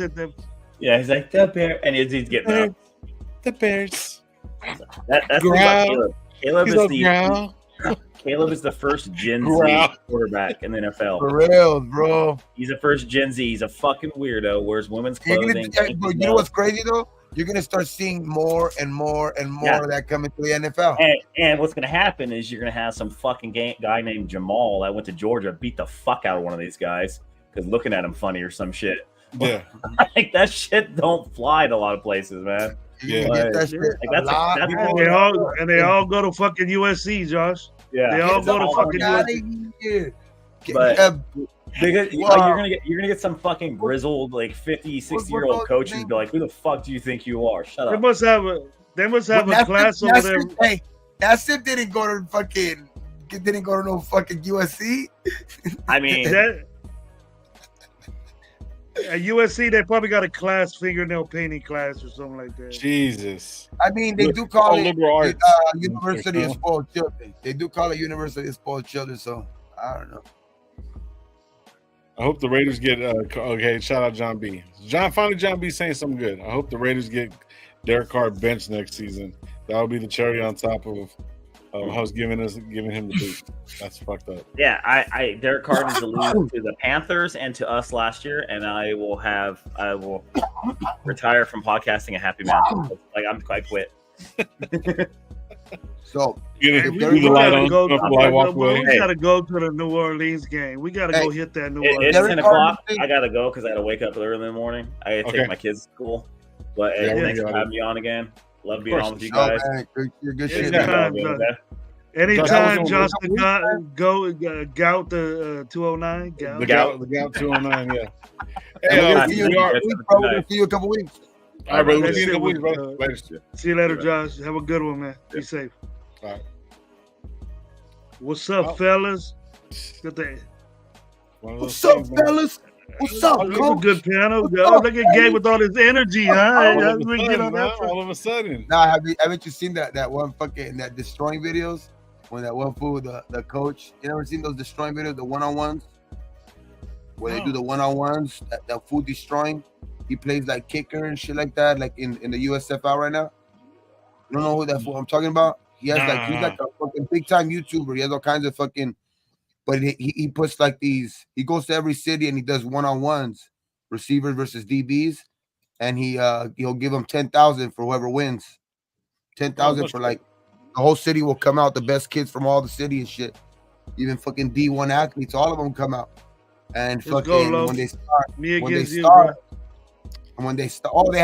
he started a new one too. Up, bro. I already know. He started a new one. Snap your ankles, bro. Linemen. He started a new one where he's giving out money to linemen too, because I guess they were clamoring for that shit. Like, hey man, why you always show love to like the position, like the positions, like the skill position. So he did a competition where he goes to every city now too, and he does the lineman, offensive lineman versus defensive lineman.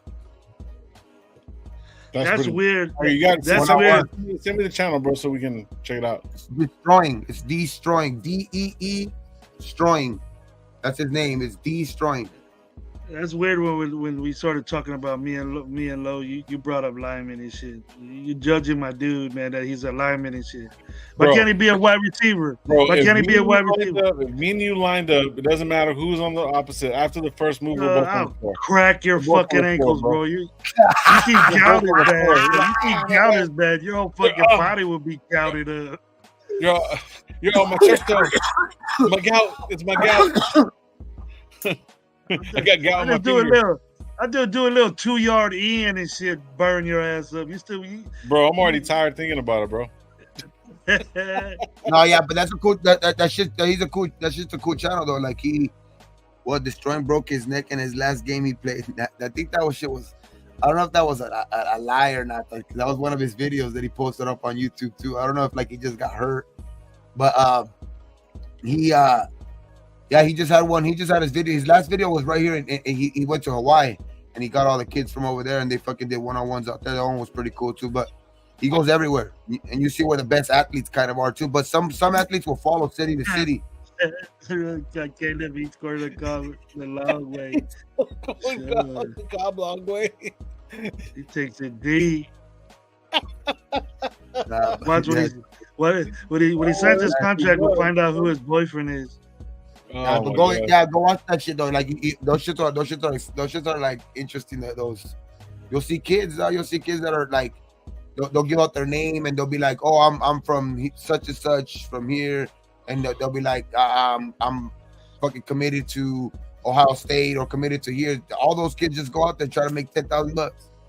Damn, we gotta check that shit out. John B. Bo Nix ain't even gonna beat Stidham. Damn. Stidham still a Bronco. Yeah. Stidham still a Bronco. He ain't even gonna beat Stidham. I'll bring Stidham back, bro. Zach Wilson's gonna beat him out, duh. Zach Wilson, damn.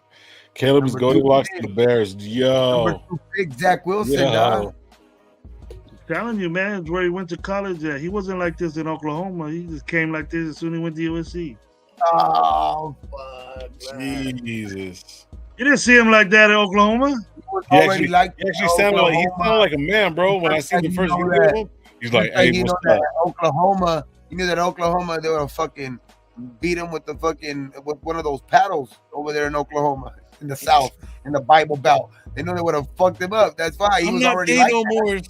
I'm not gay no more. Was that him? Bro, you think we would have got him, bro, if he would have been there?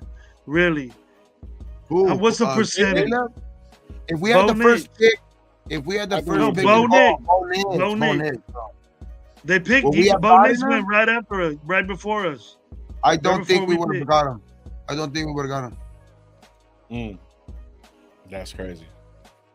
You think that's why we went with the tight end because they figured Bo Nix was going to us? All I know is you probably were watching some of my videos. You probably will follow me on some of my shit, dog, or follow somebody that I know. Because how do you know, dog? He was singing T-Pain when he called me. They said I didn't stop dancing and fucking wild out like for like 3-4 hours, dancing, dog. You hear what fucking Gravy said? Bro. You hear what Gravy said? He said that when you had called, right, he seen a club, right? He's like, damn, bro. He goes, I thought, he goes, I thought Gabe was at the, bar or whatever one night. And, he was in the video you sent. There was nobody in that bitch. And I was like, what the fuck?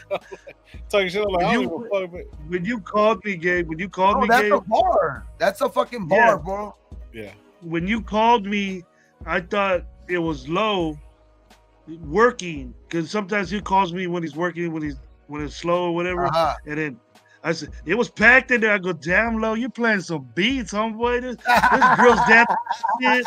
The tables are all full. And then Gabe pops out. Hey, what's up? And then Low calls me, and there's only 2 fucking people in there. There was 4.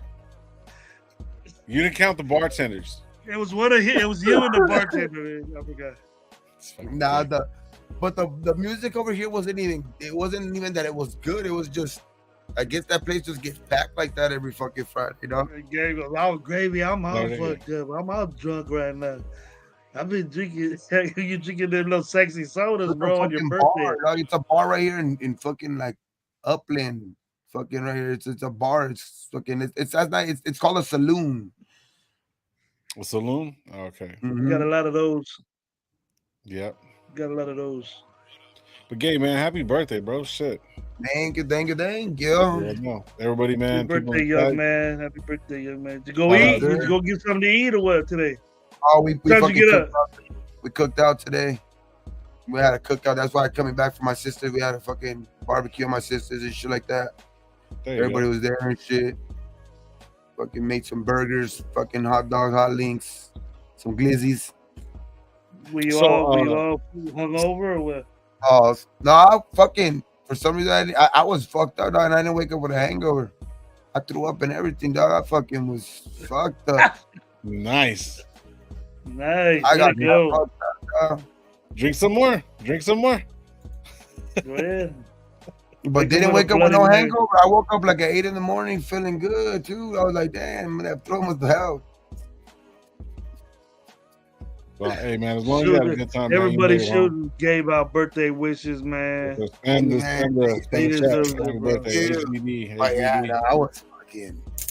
I was shaded, dog. I just kept getting handed like shots, and like everybody was different. Like it was like not all at the same time, right? So like, well, of course not. But what I mean is like one of my cousins came and he's like, "Hey, I got you a shot," because they were drinking a shot, whatever they were drinking.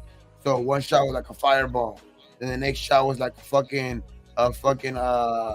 Patron or some shit. A Patron, exactly. Then the next shot was like a fucking honey jack, and then the next shot was like something else, dog. Like and then I had mixed drinks of palomas and shit. Like the tequila was squirt.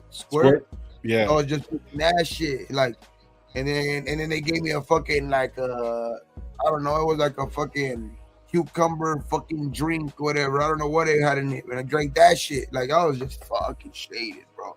Damn. Were you singing? Did you get on the karaoke? Oh, not in the karaoke, but I was fucking giving a concert though.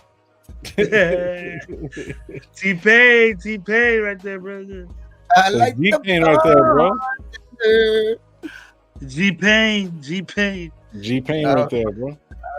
That was some funny shit, bro. Dance battling and shit because the fucking Chris Brown song came on, and I was like, that and shit.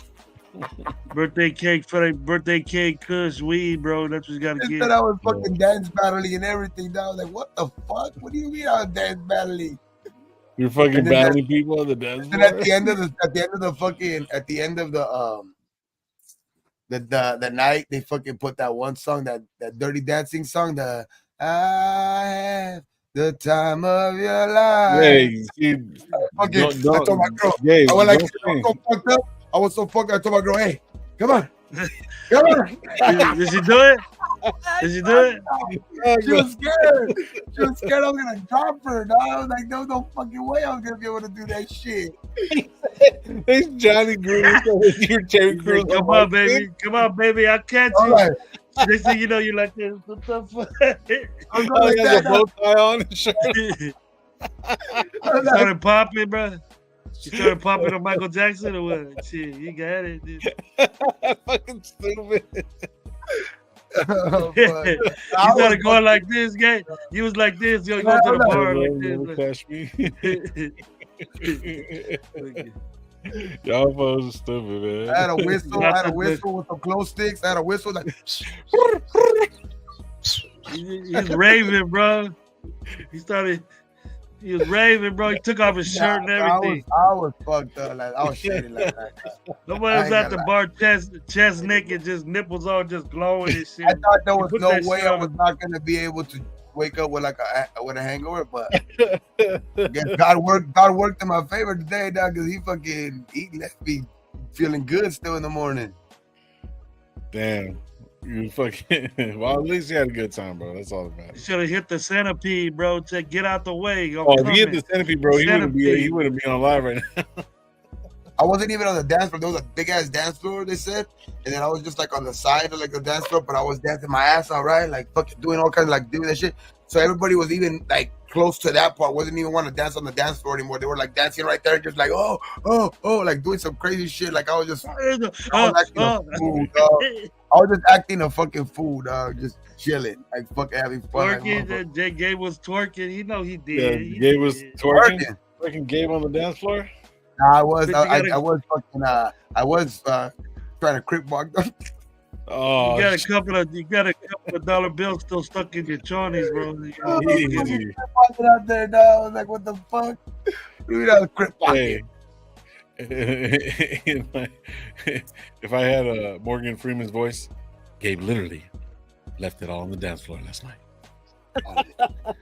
He won, bro. Staying alive, bro. Hey, but fuck it, man. That shit was cool. Though. I was like, good. Fuck, I had fun last night, though. That shit was doing handstands at 45. What the fuck? Gabe was doing handstands with no hands. I don't know how fuck the hangover. I don't know how I didn't wake up with no fucking hand spin, bro. Yeah, the hand spin on with the beanie. My back not hurting. Your back not hurting? That's good. I said I don't know how I didn't wake up with my back not hurting, though. That was the extra enhancements that you used before you got to the club. Wink, wink. No, I'm just fucking. It was that right? Hey man, watch that gout gonna kick in tomorrow. Watch. Yep, the gout 209. It was that Raider gout 420. It was that honey pack. Gout 420. Gout 420. Damn. Man, we're about to get out of here, man. Are we going live at all this week? I think we need to take a break, bro. What do you guys think? What, Thursday? We'll go Thursday. We'll be live on Thursday. Barring there's anything crazy, you know what I mean? Anything outlandish, but we'll probably go live Thursday. If anything else comes up, man, you guys just follow us on IG at RaiderNationLive, YouTube RaiderNationLive, Twitter RaiderNationLive. We got Coach Gravy, obviously, on YouTube, and Gravy Top Shelf Oils on IG, and Raider Gate 420 on also YouTube and IG. All right, what are you on Twitter, bro? For me? Yeah. Raider Gate 420. Oh, Raider Gate 420 on Twitter too. There you go. Shit, man. Thank you guys for pulling up, man. We have about 150 in the building, man. Hopefully hit the like button on the way out. And then my OnlyFans is Latino Mandingo. Latino Mandingo dot 432122. Jesus. Oh no, that's the only one that mine changes. That's the only one mine changes. Is Raider Gabe 6969. Oh, Jesus. Get the fuck out of here. Hey, man. Thank you guys for all pulling up, man. I appreciate you guys. We will be live Thursday. We're going to take a couple of days off, man.